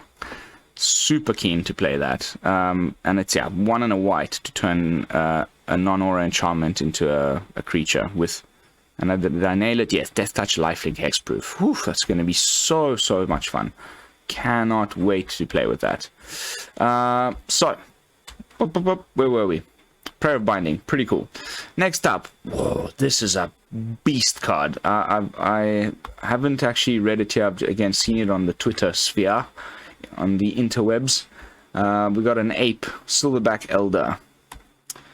One of these that's, you know, probably going to end up in mono green because of the 3 mana pips here. Whereas, because people are comparing it to the green Defiler, because it costs the same amount of mana. the one that you can use Phyrexian mana for. But that one only has 2 green pips and 3 colorless, so it could be in like a Gruul deck or something else. This one definitely looks like it should be more in a mono green, and I'm sure there's plenty of comments, so I can't wait to read those as well. But it's an Ape Shaman for 5 mana. It's a 5/7, so really chunky, but it does nothing when it enters the battlefield. So if you can untap with this guy, if they don't kill it straight away, it's a mythic. It's going to be a removal target, this thing. But if you can untap with it, every time you cast a creature spell, you get to choose one of these things. Every time.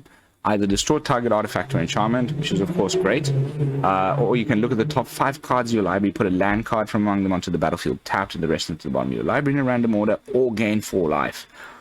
Whew. Incredible, like, options here. All of them really good. You can ramp, you can destroy artifacts, you can gain 4 life. Maybe it's kind of a sideboard card, because the 5-drop slot in green now is getting hotly contested. We've got the Workshop War Chief, we've got what's it called, Unnatural Growth, we've got Ren and 7, we've got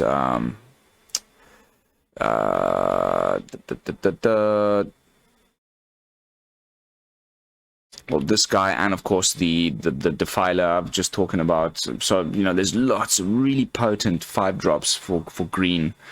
It'll be interesting to see which one wins it out and ends up being the most played one, but all together just a really cool design. But yeah, it's gonna just sit there. You'll just spend all your mana and it'll just sit there for a turn, and it'll probably just get removed straight away. So you may want to be playing this out on turn 6 and holding up a Tamio Safekeeping or something. But then, if, like I said, if you do get to untap with this guy on the board, bananas.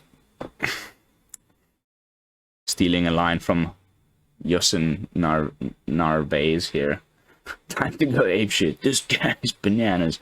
This guy ain't monkeying around. Red and green ape command. Okay. Ooh, ee, ooh, ah.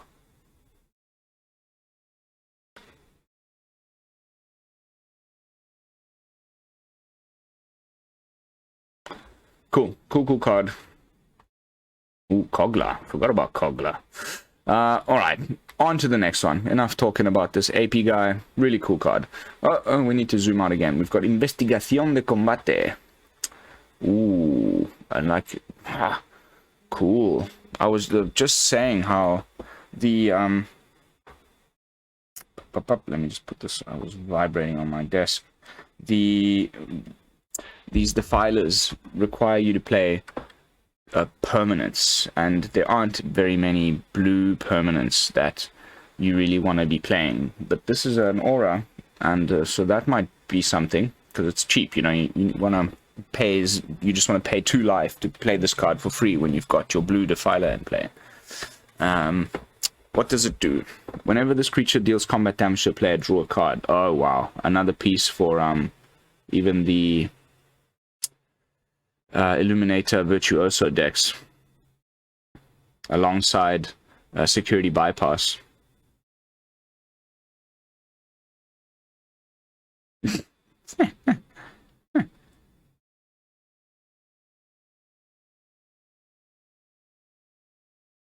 And then as long as enchanted creature is legendary, it also gets +1/+1 and has ward 1. Wow, this is a super duper good card, man. Whoo, whoo. I love it when you get these sweet ass super playable uncommons. It's just great and well designed. It's gonna be a real good card. I can imagine having Security Bypass and this on your Illuminator Virtuoso. Sure, it won't get the +1/+1 on ward, but oof. But I can also think of some other great targets for this that are legendary. Oh wow, nice card, really strong. I think we'll see a lot of play. Next up, ooh, we're reaching the end of the second last day. We've got Impulse. Oh wow, look at the top 4 cards of your library. Oh yes, I've seen this on Twitter as well. So instant speed, do it during the opponent's end step. Look at the top 4, pick the best card and put it into your hand. The rest in the bottom of your library in a random order. Freaking hell, man. Wow, that's pretty busted. This is going to be another one of those glue cards that is played in every Izzet or, you know, blue X decks. Incredible card filtering. Look at the top 4, pick the best one, put it in your hand. It's not even into your graveyard, which I guess would have even made it better in some senses with all the like put instants and sorceries in your graveyard synergies that we've got in this set alone, but still just incredible. A really strong little common that is going to see all the play. Next up, we've got, ooh, okay. I feel like I just keep saying, ooh. But there's a lot of good cards today. This one I've also seen all over Twitter. Urza Assembles the Titans. The rare one from the cycle of these read ahead sagas. Power level wise, reminding me of something like Elspeth Conquers Death, which I missed a lot. 5 mana, you know, White Saga with read ahead. Chapter 1, Scry 4. You may reveal the top card of your library. If it's a Planeswalker card is revealed this way, you may put it into your hand. So probably thinking like mono white walkers or Bant walkers, or, you know, white X walkers of some kind. The second chapter, you may put a Planeswalker card with mana value 6 or less from your hand straight onto the battlefield. So the new Elspeth doesn't specify that it has to be a white Planeswalker. It can just be any Planeswalker card with mana value 6 or less. So that's pretty much any Planeswalker that we will be having left in Standard. Straight onto the battlefield. Whew. And then the third chapter is wowza. You know, if you've already got them in play, or, you know, if you've already got one in your hand, you can always just, this read ahead is going to be so good for the game. Really versatile and changing your play patterns and strategies. Like in this, the third one is you can activate loyalty abilities of Planeswalkers you control twice this turn rather than only once. You know, maybe you're that one away from getting the ultimate to go off and you're worried about removal being pointed at you. You don't want to minus and have the emblem but also lose your Planeswalker, so then you get to do it twice. You +1 and then minus whatever, so you get the emblem and keep your Planeswalker. Oh, super cool card. And you know, definitely we know that we're getting the Brothers War next set. I'm fairly certain we will get Urza and Mishra as Planeswalkers in the next set. Hi caramba, this one's gonna be, I think, a real player.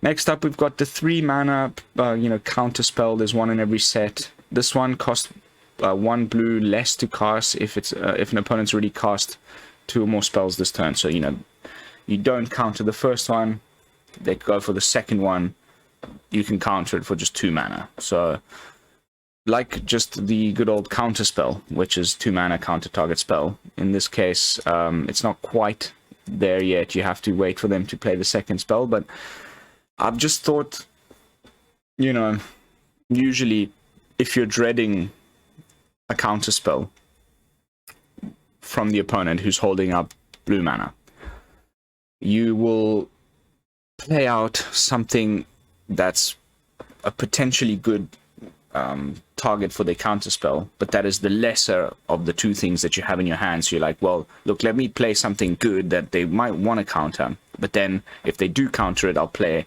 then they'll be tapped out and I'll finally be able to land the actually better one that I have in my hand. And they might just like let that one through and you're like, oh sweet, I'm safe, and you go for the second one, and then now they've you know, got the counter spell for just 2. So now, like, seeing 2 mana held open is going to be pretty scary. Just as bad as Saw It Coming or whatever. I feel like this is really good. Azorius Mages rejoice. Dimir Mages rejoice. Control Mages in general that play blue. This is a really good counter spell. Next up, we got Urtai the Resurrected.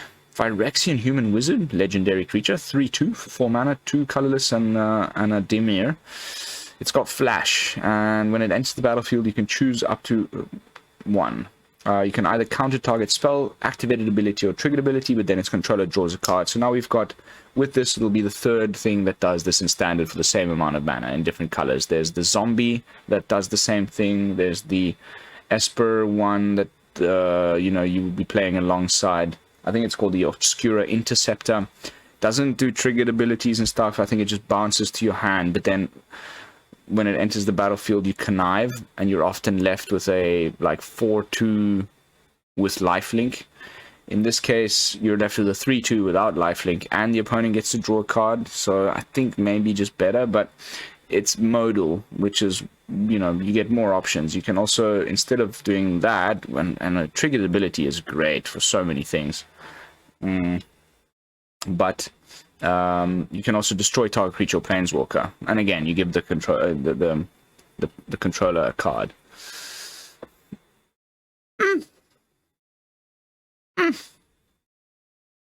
Obviously a really good card. I just don't know if it's better than the Obscura Interceptor. I guess it just depends what colors you're playing. And I can't now remember the name of the zombie that does the same, but you have to exploit a creature that you have on the battlefield to do so. We'll have to wait and see how things shake out, which one ends up being the better. Alright, we've arrived at the final day. It's mostly common, so I'm going to be skimming over these ones rather quickly until I see stuff that's really important that I need to go into a little bit quicker. So, Enthrall to the Pit. 4 mana sorcery with Kicker, 3 and a red. Gain control of target creature until end of turn. Untap that creature, gains haste until end of turn. So, you know, there's almost one in every set that does this, and it's always around this price, so kind of normal, but then you can kick it for an obscene amount of mana. 3, 6, 7. Then if the spell was kicked, you can sacrifice that creature at the beginning of the next end step, so the opponent doesn't get it back. Too much mana. Way too much mana. But cool that it's optional, like depending on how late the game goes, because there's decks that just want to steal, and then you'll have other ways of sacrificing, you know, steal the opponent's creature, and then you have a sack outlet. Then you can just pay the usual 4 mana for the thing. But if you do go late and you've got plenty mana, then you can just do the 7 thing and sack it as well, just with the 1 card by itself. Pretty nice. Aggressive Sabotage, 3 mana with Kicker. Total of 4, 2 colorless and a black and a red. Target player discards 2 cards. If the spell is kicked, it also deals 3 damage to the player. Honestly, not bad. Not bad. Might see some play in some discard decks. I just, they're usually not Rakdos, but meh. Next up, we got Artillery Blast. Instant speed, 2 mana, 1 and a white with Domain. It deals X damage to target tapped creature, where X is 1 plus the number of basic land types among lands you control. Also not terrible. Typical white destroy spell. It has to be tapped or something, or tapped and attacking or whatever. And this, you know, maybe in your Esper deck, you're playing Triomes, and you've got 3 things, so you're doing 4 damage. Kind of reminding me of a Ganjo, the Seat of the Empire or whatever, the channel land from Kamigawa. Also does 4 damage. I don't think it'll see any play outside of limited, but it's pretty sweet design. Argivian Phalanx, 6 mana, 4/4, but then it costs 1 less to cast for each creature you control. So you know, in a go wide white weenies type brew, you might have 4 or 5 creatures on the battlefield. At which point you get to play like a 2 mana 4/4 with Vigilance, which isn't terrible. But I think again probably going to be going in these soldier limited decks where you know every creature you have enters the battlefield and creates a little 1/1 soldier. You'd probably be wanting to jam this card in there as well in your limited deck. Probably a nice little bomb, like 1 or 2 of in draft. Again, I'm terrible at draft, so take everything I say about draft with a gigantic pinch of salt. But let me know what you think in the comments. Next up, we got Bite Down. 2 mana, instant speed, green. Target creature you control deals damage equal to its power to target creature or planeswalker you don't control. So we've already got a card exactly like this in standard that I've been loving in green. I'll be putting it in all of my rotation-proof brews instead of Blizzard Brawl. I think it's called Master's Rebuke or something like that. Correct me if I'm wrong, but it's the exact same text box. And what I like is that it's creature or planeswalker, which we didn't have before. It was usually just creature. So, and for 2 mana instant speed, that's really nice, like planeswalker removal for green. You know, you have a big Titan on board, you can do 7 damage to a planeswalker at instant speed. I think it's a really nice, cool new like tool for green decks. But we've already got one. It's a reprint essentially, just with different art and a different name. So yeah, if you're playing limited, you might want to play this one, but then as far as standard is concerned, you'll just have to pick the one that you prefer the artwork of. Next up, we've got Bone Splinters. 1 mana, sorcery speed. Oh, nice. There's Eaten Alive that does the same thing, but it's exile. So I think Eaten Alive is the better option.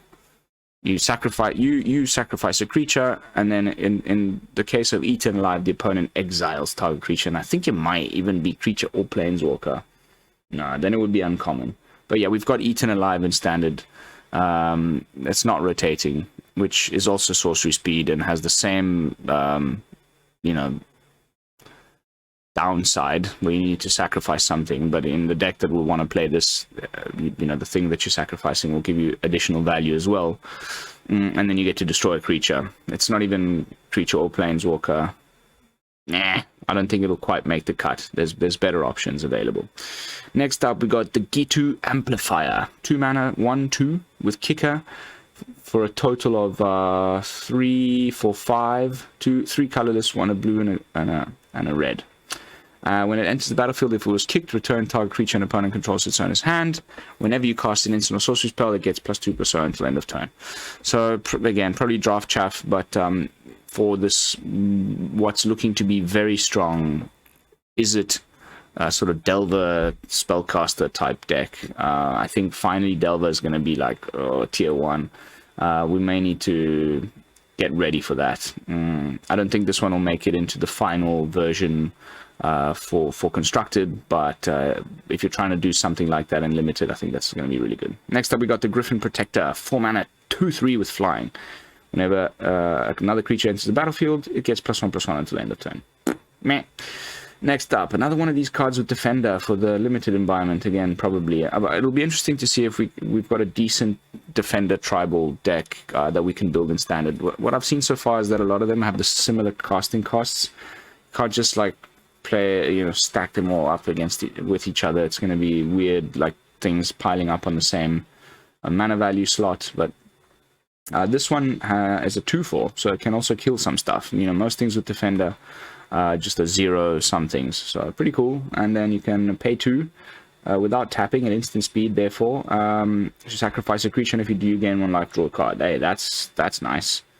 Reminding me a little bit of the dwarf that everybody plays in the old mono black snow decks. That makes a treasure token, except that one you had to pay 2. This is 3, but then you get the added life gain and the card draw. That's actually really not a terrible little card, but again, I don't think it'll make the cut in any sort of black control deck or anything like that, so probably just mostly for limited.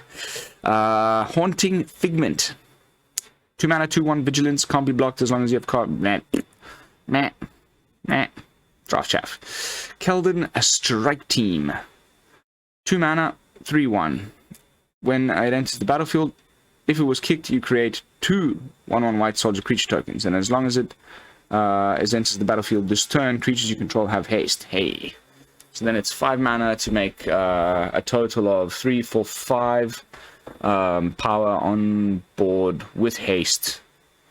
That's actually not terrible, but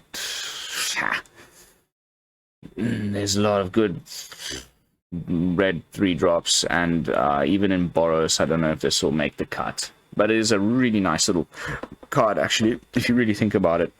Opponent's tapped out. They think they're going to be okay, because the stuff you have on board doesn't do enough damage to get through to them. They've got that sweeper ready for the next turn. They're going to turn the corner and start slamming you down. Nope. You kick this thing for 5, and you add a total of 5 power to the board with haste and swing in for the kill. Not terrible. Next up, we got the Pixie Illusionist, a 1/1 fairy wizard. You know, you can tap it, and target land you control becomes the basic land type of your choice at the end of turn. So, sweet little card that helps with domain, I guess. But then if it was kicked, it enters with an additional 2+1/+1 counters, but you need to pay a total of 5. Draft chaff. Next up, Talus Lookout. 4 mana. Human Pirate, flying. When it dies, look at the top cards of your library, put them to your hand. Next up, Urg, the Spawn of Turg. First uncommon of this day. Maybe going to be a little bit more than just draft chaff. We got a Frog Beast. 2 green and 2 black and a green. It's got a star in its power, so interesting. Its power is equal to the number of land cards in your graveyard. At the beginning of your upkeep, look at the top card of your library. You may put that card into your graveyard, and then you can pay a black and a green to sacrifice a land. You gain 2 life. That's really not that terrible. I just don't know where it's gonna go. There's a lot of this putting lands in graveyards shenanigans. There's a really strong spirit guy. Let's quick. I've said that twice already this turn. This episode of Spoiler Talk without remembering the name of the. Here we go. The Soul of Windrace, where you know cards are going to graveyard and then you can discard lands to do things. I think this is going to work well with the other one because every time you'll be discarding a land, Urg of Turg up there is going to be getting bigger and bigger. This card is really nice. So yeah, Soul of Windrace, name remembered. Urg of Turg, hilarious name. Pretty nice little uncommon. Might end up seeing some play. Crystal Grotto. A Crystal Grotto, mate. We've got a Crystal Grotto. Whenever it enters the battlefield, scry 1. Not bad. Doesn't enter the battlefield tapped. Then you can tap it for colorless. And then you can pay 1 and tap it to add a mana of any color. Nice. Nice. Very nice. You know, there was a time when we had the... Well, it's still in standard for the last couple of days. The Monument something. The 5-drop that was like great in colorless decks, and we needed to have like... Because every colorless mana source that you had would add 2 instead of 1, where you wanted to put as many of these like cool like colorless lands in your deck that had extra value and things, but then we lost a lot of them in the last rotation, and it was quite a terrible situation for that type of deck because there weren't any like amazing colorless lands that you would want to be playing in it. Now that's rotating out, but we're also going into artifact land next set, so this might end up being, you know, a 4-of or a 2-of or something in a deck. I like the Scry one, it's really nice. Next up, we got Vanquisher's Axe. 1 mana, equipped to, gives +2/+0. Nah. Salvaged Mana Worker. 2 mana, 1/3. Pay 1, add a mana of any color, activate only once each turn. Also, meh. This is a, I feel like this is a reprint. I've played something just like this, you know, 2 rotations ago, where it's a mana rock that also deals damage when it enters the battlefield. I seem to remember that one was a little cheaper. I cannot for the life of me remember the name. It may even have been the exact same name, or like something to do with this big block falling out of the sky. Could have just been Meteorite. It may actually be a reprint. Correct me if I'm wrong, but it's pretty decent in limited, I guess. Pay 5, you know, kill a small creature, and then you get a mana rock that taps for a mana of any color. Pretty cool. Bit too expensive for standard. Next up, we got Llanowar Stalker. This might end up seeing some play because we need some elves and we need some 1-drops. Is it any good? It's just a 1/1 for 1, but then whenever a creature enters the battlefield under your control, it gets +1/+0 until end of turn. Yeah, that's not bad. That's not terrible, but it's pretty underwhelming. I hope we get like a sweet-ass, you know, rare 1-drop elf for this set, for this tribe in the next set. For now, we haven't received one, and so this, I think, is all we have to play with as far as 1-drops in the elf tribe. But there's some really good 2-drops. We saw the Lord. We've got, also the guy that was spoiled way back, even before spoiler season started, that makes one of your lands into a 3/3 haster or something. Not terrible, but I hope we get something a little bit better. Because that Anthem effect Lord guy, that's 2 mana, incentivizes you, for playing creatures, then you can keep drawing cards. So then if you just can sort of, as we know, elves are a tribe that makes a lot of mana. If you can play loads of creatures and your opponent's tapped out, and then this guy just gets huge, and you can swing in for a bunch of damage, I guess it's not terrible, but meh. Seen better. Next up, we've got the Hexbane Tortoise. 3 mana, 3/2 with Ward 2. It's got Enlist. Is this the first card in green that has Enlist? So far, I've only seen red and white. Again, correct me if I'm wrong in the comments, but I'm pretty sure that there has not been a green card with Enlist written on it, so that's interesting. But other than that, it's a pretty terrible card. Next up, we've got the Floriferous Vine Wall. 2 mana, 0/2 with Defender. When it enters the battlefield, look at the top 6 cards of your library. You may reveal the land, put it into your hand, the rest in the bottom of your library in random order. Not terrible for that deck, but I don't think Mono Green is going to want to be playing this hard. Maybe some kind of ramp deck who might play like 1 or 2, but it's just a little bit too weak at 2, toughness to actually be a decent wall. So probably just some draft chaff right there. Next up, we got the Elheim Wurm. Vigilance, Trample, 5 mana, draft chaff. Not a bad little, bomb for your draft deck, though. Next up, we got the Deathbloom Gardener. 1/1, Death Touch, Elf Druid, taps to add a mana of any color. I wish this was the 1-drop we just looked at instead of... if this was the 1-drop wherein was a mana rock with 1/1 and Death Touch, or, a mana dork, as they call them, then this would be uncommon and really busted. I really like the artwork on it. Those are some super psychedelic colors. 3 mana just makes it a little bit of a pain in my butt to need to spend that much mana and just get a 1/1. That's a mana dork. But, yeah, I mean, that's all I have to say. If it was just 1 mana, this would be epic.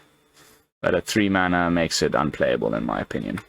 Next up, we got a reprint of Broken Wings. Really nice artwork for it. We've got the Weatherlight in the background, some kind of Phyrexian thing getting blasted out of the sky.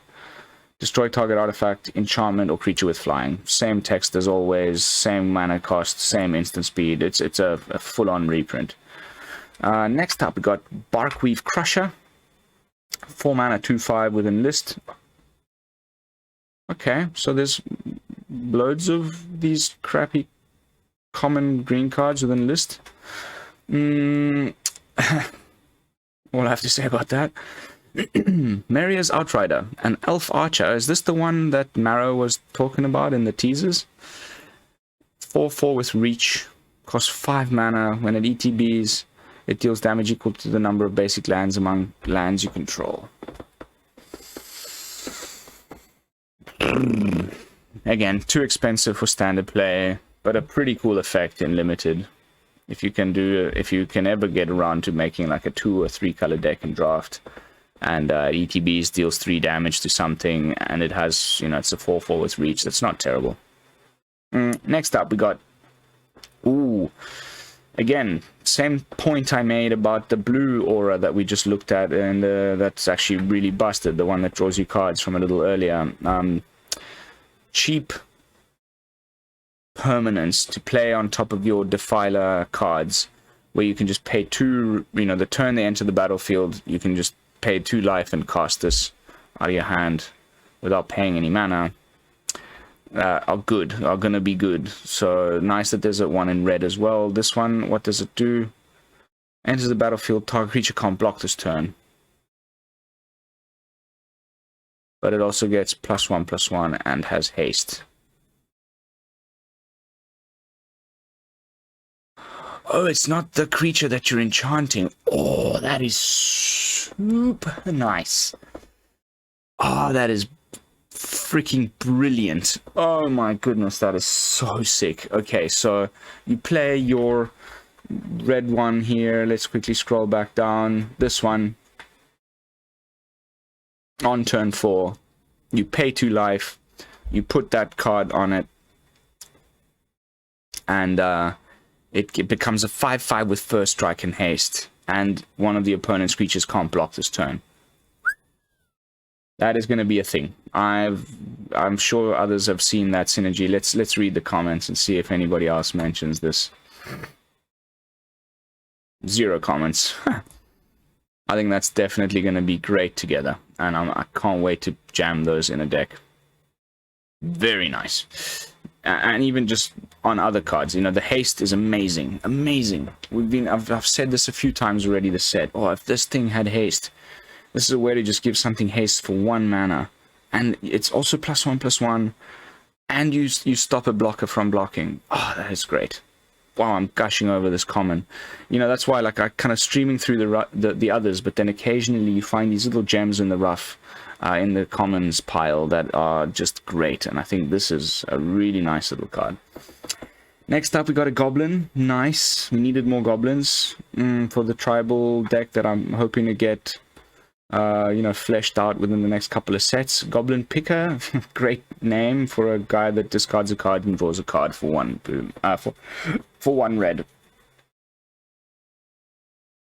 Might actually see some play. Although goblins, we're going to try and do something aggro. There might be better things to do on the 2-drop slot. Maybe you just play like a 1 or a 2 of to get a little bit of card filtering in a color that, you know, tends to have lots of, but that you can't run too many in a deck because you want to have like a critical mass of creatures in your hasty RDW type deck. So we'll have to see if there's enough goblin synergies that makes this worthwhile, because the effect isn't terrible. Alright, Furious Bellow, 2 mana instant. Creature gets +3/+0 and gains first strike until end of turn. Scry 1. Not bad, but there's a better card. I think it was called like Fire Up or something, where it was like either give a creature, copy the next spell that you cast, choose new targets for the copy, or give a creature double strike.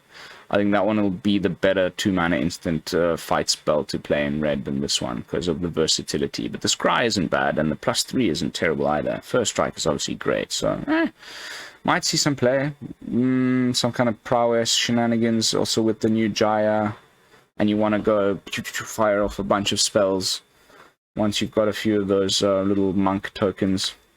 Cool. I was hoping there'd be more prowess, but the only creatures with prowess in the whole deck, in the whole set, are, which might actually be signaling that, you know, they might bring it back in the next set, which would be cool. I really always quite like prowess, but for the moment it's just the monk tokens that the Jaya Planeswalker poops out.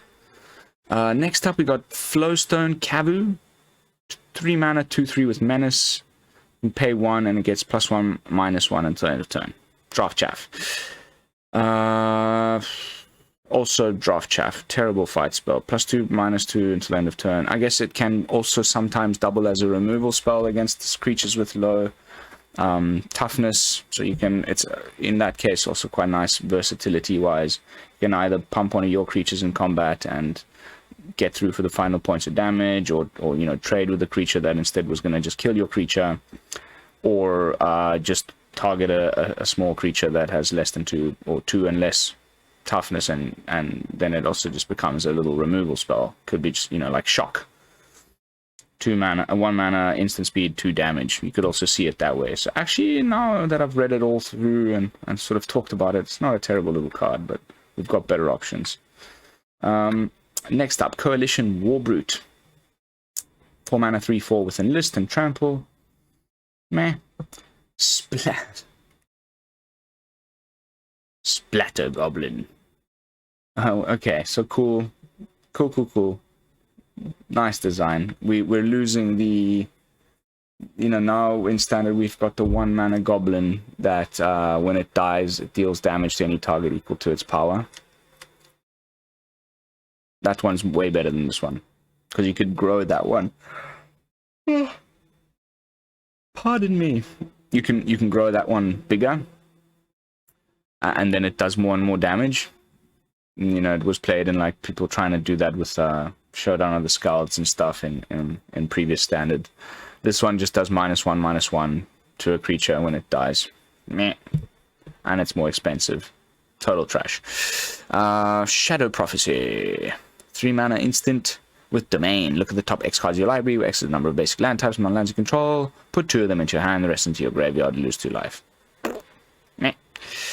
Phyrexian Vivisector. 2 mana, 2/2. Phyrexian Human. Whenever a creature you control dies, scry 1. Not bad. Another uncommon. Knight of Dusk's Shadows. 2/2 with Menace. Your opponents can't gain life. Cool. I like when there's a card like this in any set. Kind of put a little bit of a damper on those life gain decks. And then you can pay 2 mana as many times as you want, 1 in a black, and it gets +1/+1 until end of turn. That's actually not terrible. That's actually not terrible.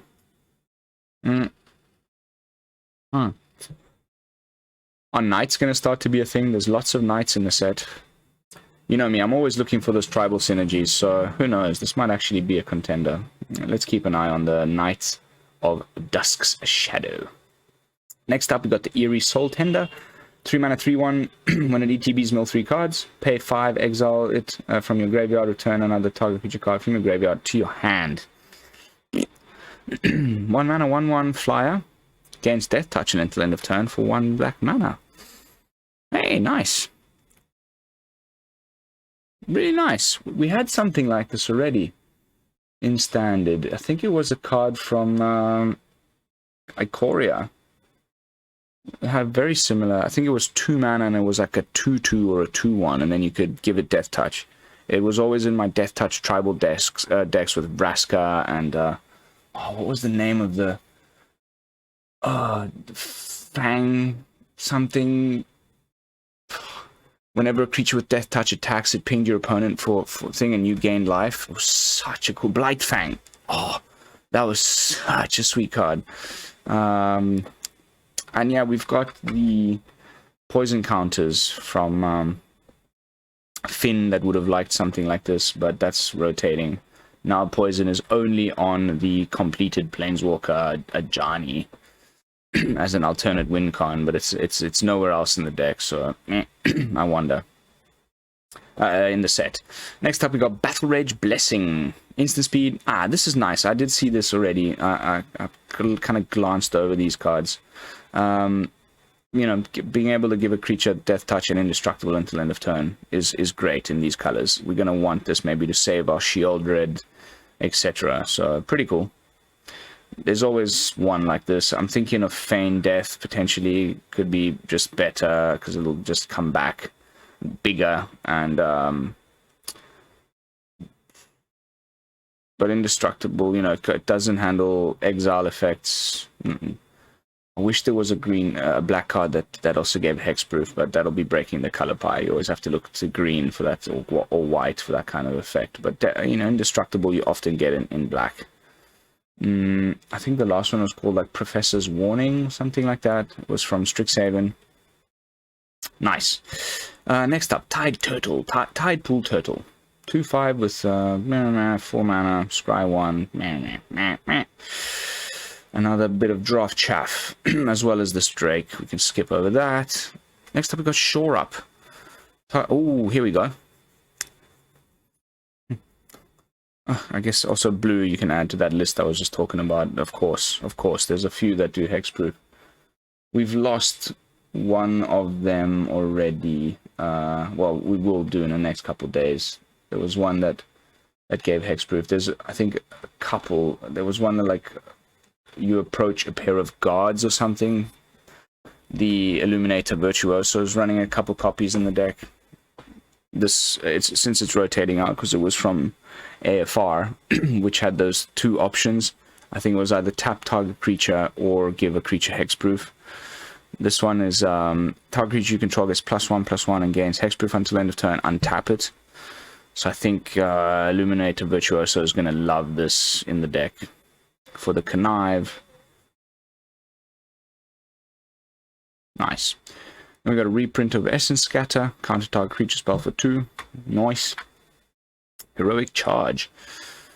4 mana, 2 and 2 white. Creatures you control get +2/+1 until end of turn. A bit expensive for that, but it's all creatures. But then if you kick it, they also gain trample. I like it a lot.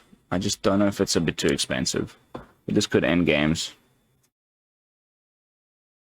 That could potentially add a lot of power to the battlefield. If you've gone wide with your little white weenies in Boros with enlist and things or whatever, and then you just, you know, turn 6. Trample. The trample is key there. Really cool. Next up, we got Destroy Evil. Oh, yes. We've been needing something like this.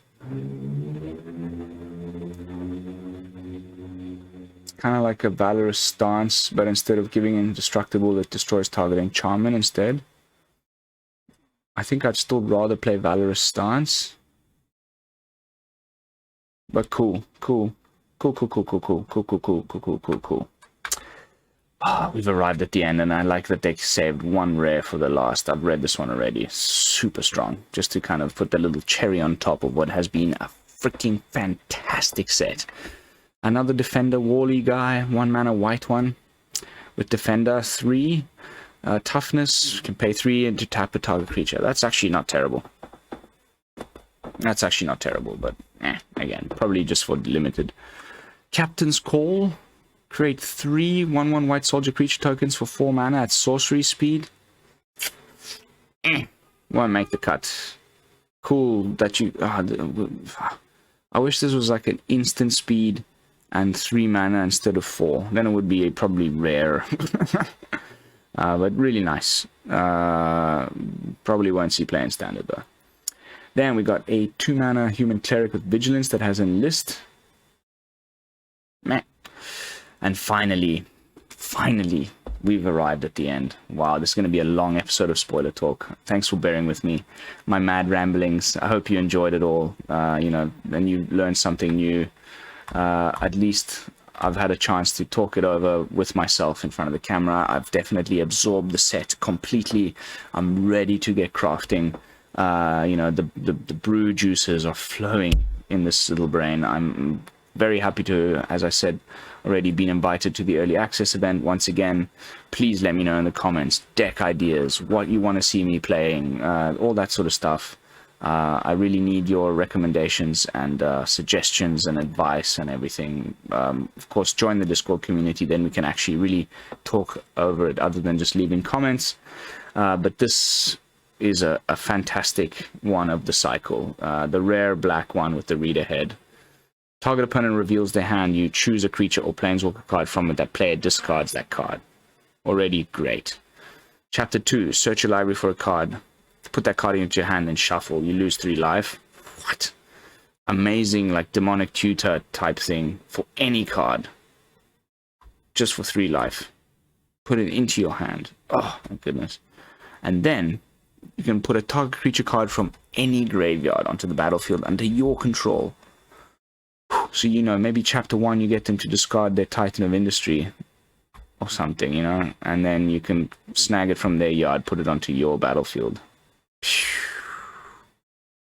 This cycle of rare sagas is just busto. Cannot wait to play with them. They're really, really good. They're all good. I think the green one is amazing, a little bit too expensive. If you remember that far back in spoilers, you can... the green one is so busted. It's 7 mana though. The white one we just looked at with the planeswalkers and the double triggers. The red one making the dragon, and it's like a little mini sweeper on turn 4. I mean, just all of them have been just bonkers good. I think the one I'm least impressed with is the blue one, because you know, as usual, I don't like blue. It was that blue one that says destroy all creatures, but then the opponent gets to make a bunch of 2/2s. I don't know. This one is up there. It's probably in the top 2. Really strong one. Let's see what the interwebs are saying before we call it a night. Selective card discard, a tutor, and a res. Where's the chapter that lets me sacrifice any permanent I control on the cheap? It's the one good thing I associate with kicks. But whatever. Tutoring, reanimating, hand, hater, fine.